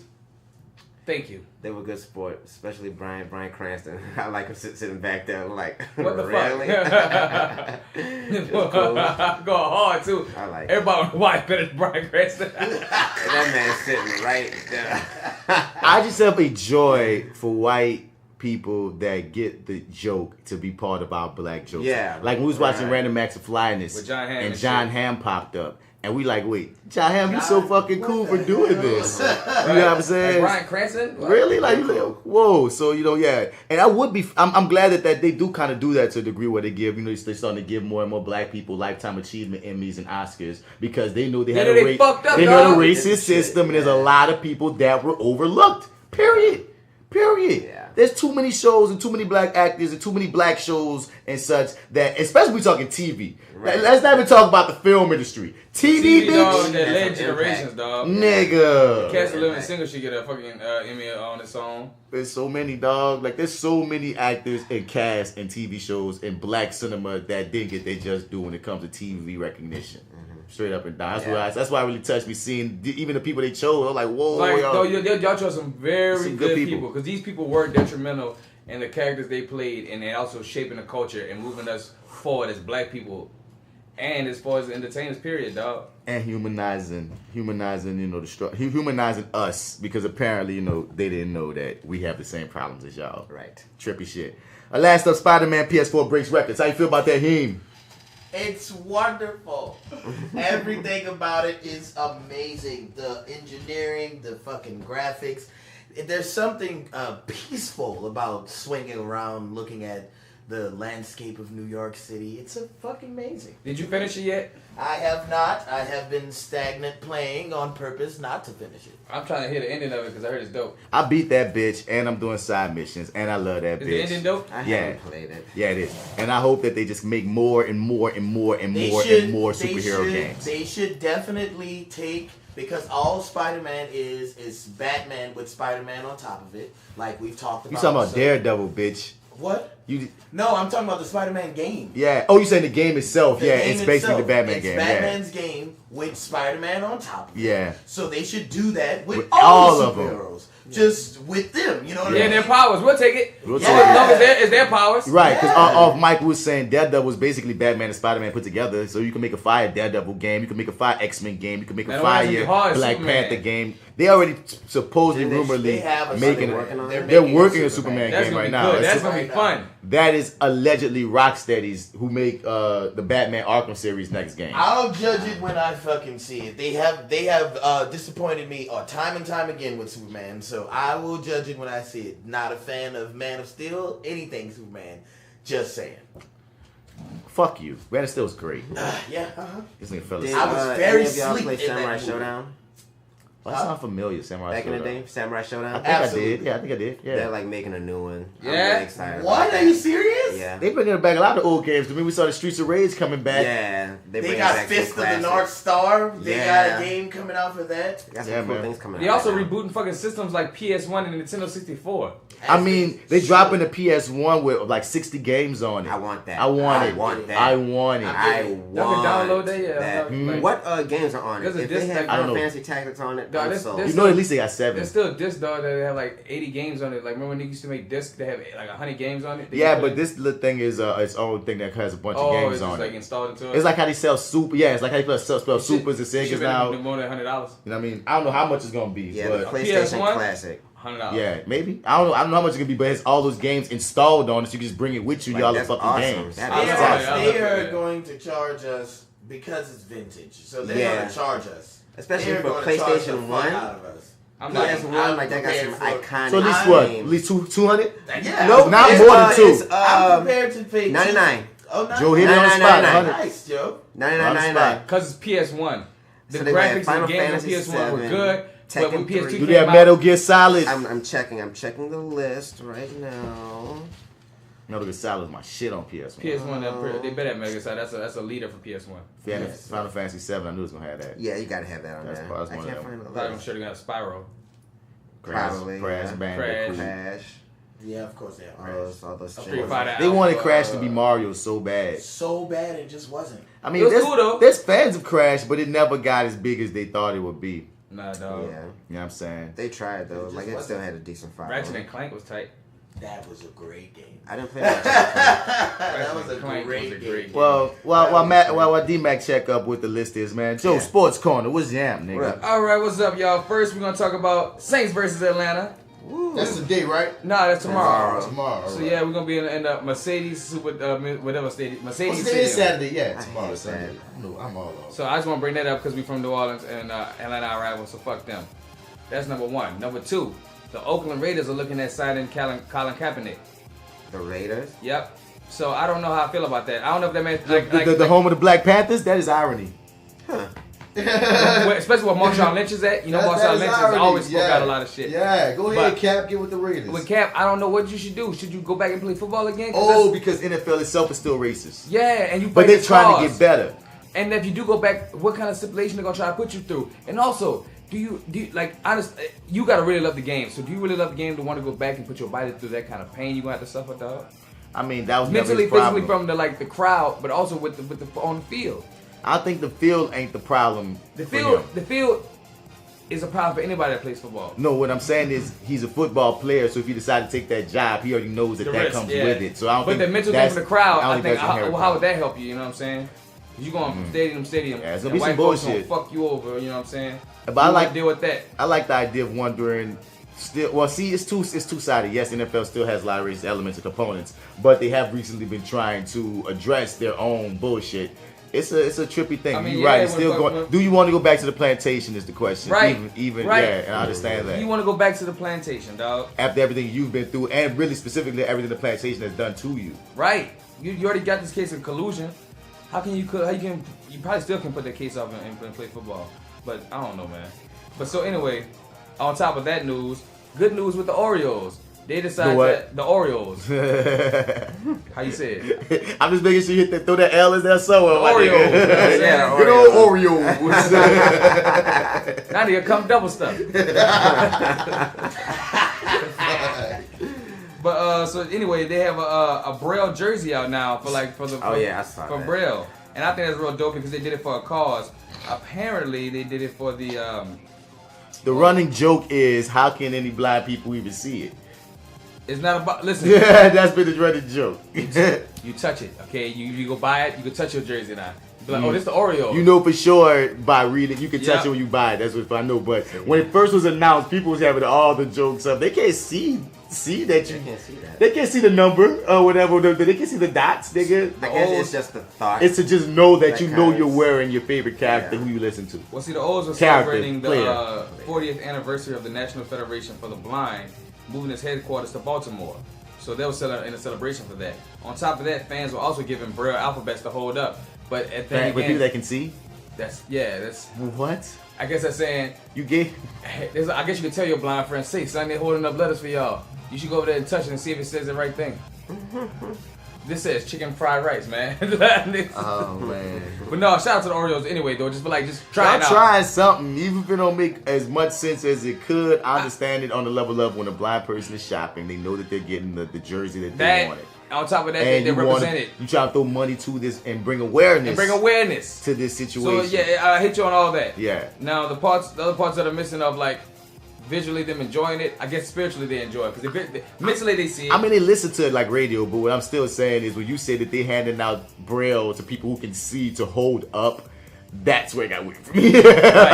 like one who's seeing what you're holding up, if it's Braille, people who can see don't know what that says, and blind people don't know you're holding it up. What the fuck? But hey. Also, did we talk about that football player who walked out there in halftime? Oh, who retired? Yeah. This nigga Hole retired at halftime, son. What was his name? Coop, what you saying, son, over there? What was his name, Coop? Devontae Davis? I think that was it. Yeah, Vontae Davis. So Vontae Davis. So after getting hit with a real good lick, you know what I'm saying, on a kick return, and halftime kicked off, that man said, fuck it. That man, he said that his body couldn't take it anymore, basically, and that it was his time to give up and did not put himself through that kind of pain. And you got to know when to hold him, when to fold him, and when to walk the fuck away. That boy took but that lick and at saw the same Jesus. time, son, you could have just sat on the bench. You didn't have to go leave and go home. I'm done. That nigga said, my family at home, I got food still in the microwave. My show about to come on. That nigga knocked him into knocked him into the pussy, dog. He said, you know what? I would rather be home having sex with my wife right now. I'm a millionaire. Why am I still playing? Why am I here? I only got here to get millions for real. Fuck you, slave owners. I got my millions. I'm out. I'm out of here. That fucking young Puerto Rican hit me so hard. Fuck I ain't never playing this game. I swear to God, son. Like, you know, I understand a nigga like son. You like you just said about football. You're putting your body, your brain, your everything on the line. Yeah. At any given time in a sport, whether it's anything that's a brutal sport like boxing, anything, if you feel for you that you're at your limit, I will never hate on you. Now, people talk about he could have warned his fellow players and this know and that. when to hold them. Know when to fold them. Yeah. Know when to walk away. Nigga, that's straight up. Nigga, that's it. That's all I have to say to that. Fuck these players. They ain't got to go to my house. Man, did this motherfucker really say that you can't count on a black QB? Yeah. Wow, dumbass. That white guy that said that. School superintendent on Texan Star. You can't count on a white QB. On a black QB. Somebody say a black QB. On the slick side, you can't. It's racist because he said it, but on the way of like on the stats that show it, for the most part, black people as QBs, all the ones that have been there, only like one has ever been to the Super Bowl.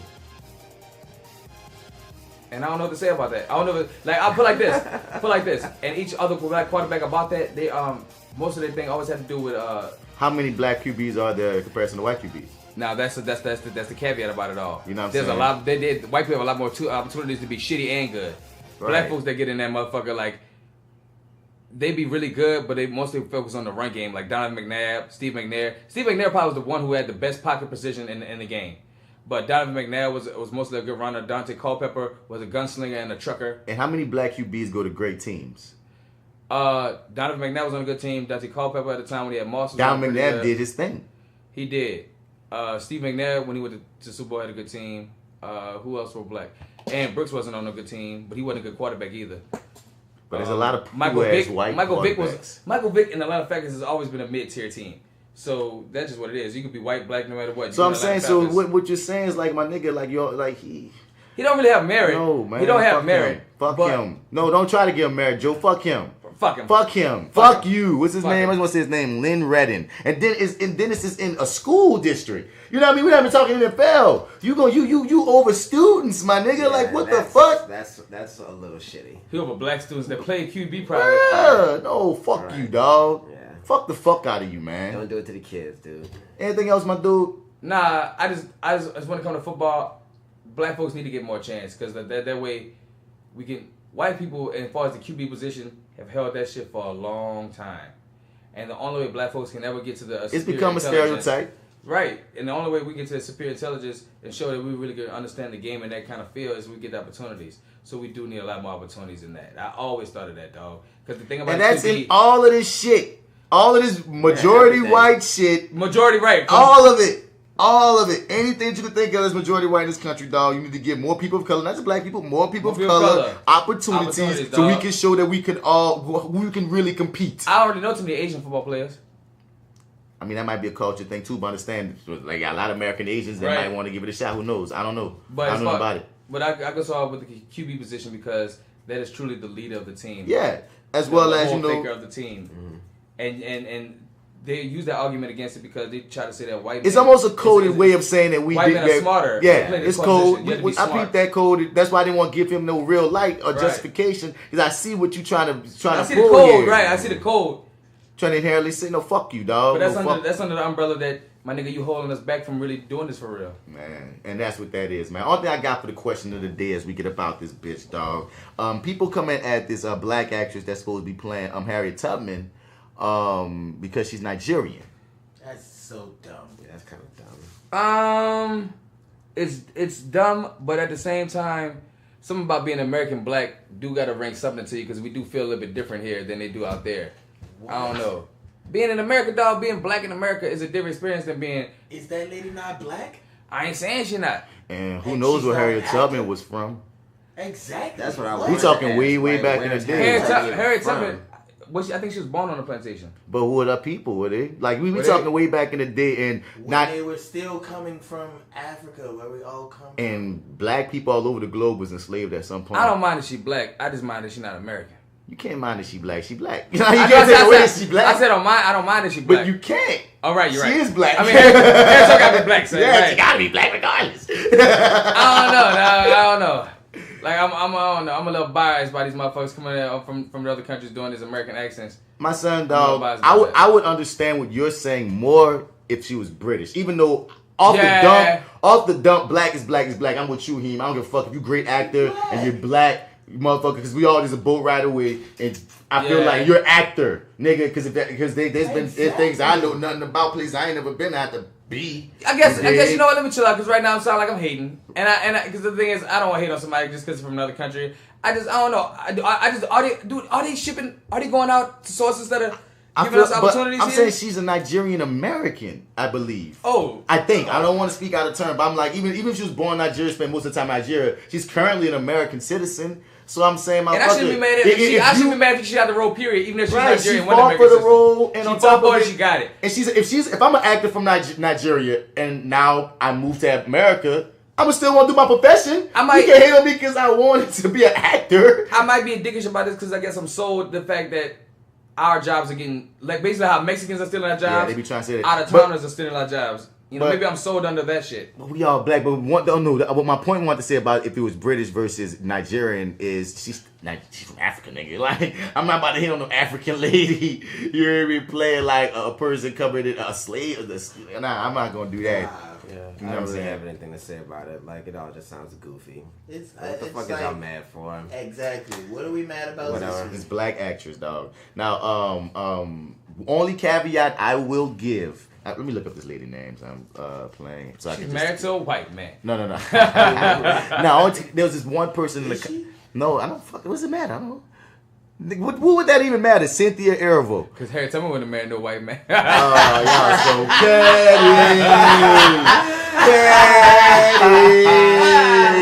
I would have to take back. I'm just like, go ahead. Somebody in the comment section was saying that there was a rumor that she may have said something ill about black Americans, and that's why some people wrote. Ooh, bitch! I didn't find any of those receipts. Yeah, I don't know. If the tea is true, it's hide piping. I'm back on my pedestal then. I would still say if she earned the role, she gets the role. I'm not going to say just because she was fucking ignorant judge, all people not born in America that come over here and want to do their thing. I'm still not going to hit on getting the role, but I will then understand at least more of the hate for it. Because that's a whole petition. There's a whole petition that some people have started on this lady. That's what was the crazy thing. Say, son. That's extra. How does Harriet Tubman family feel about it?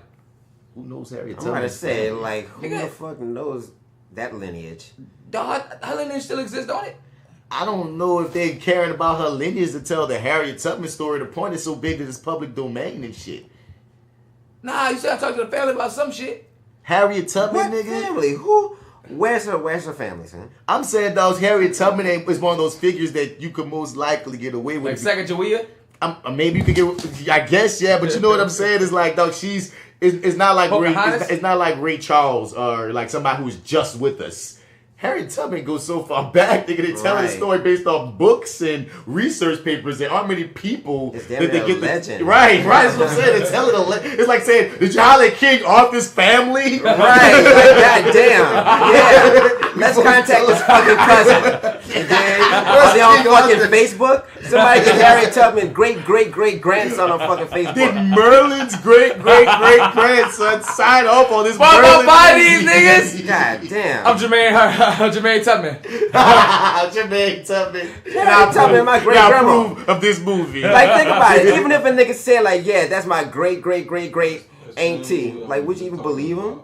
Straight up and down, sir. Oh wow. Who resigned? That superintendent that talked that shit. Of course you gonna talk that shit. You better resign, bitch. He must have been ready. Unless you already knew he was gonna resign. Listen, save face, Bill, or we're gonna have to take you out forcefully. You know the board has voted against you.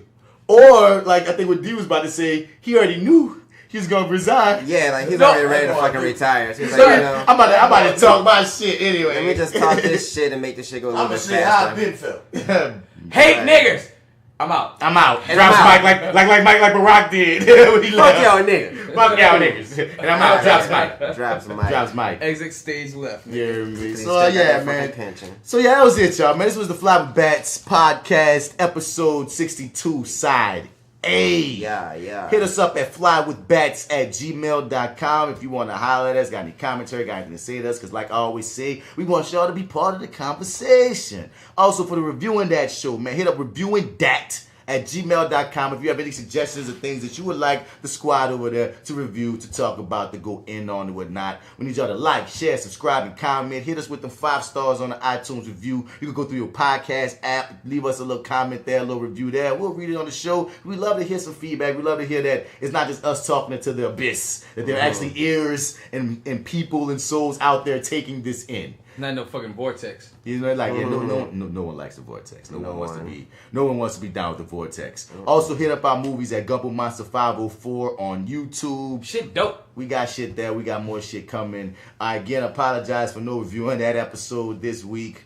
I'm very angry because, dude, that was, man. Well, I would apologize to all my crew members for wasting their fucking time. Dog, that was 3 hours, dog. Like, Yeah, that was, and we went in on all kind of shit. We're going to see if we can make it up to y'all some kind of way on the next episode.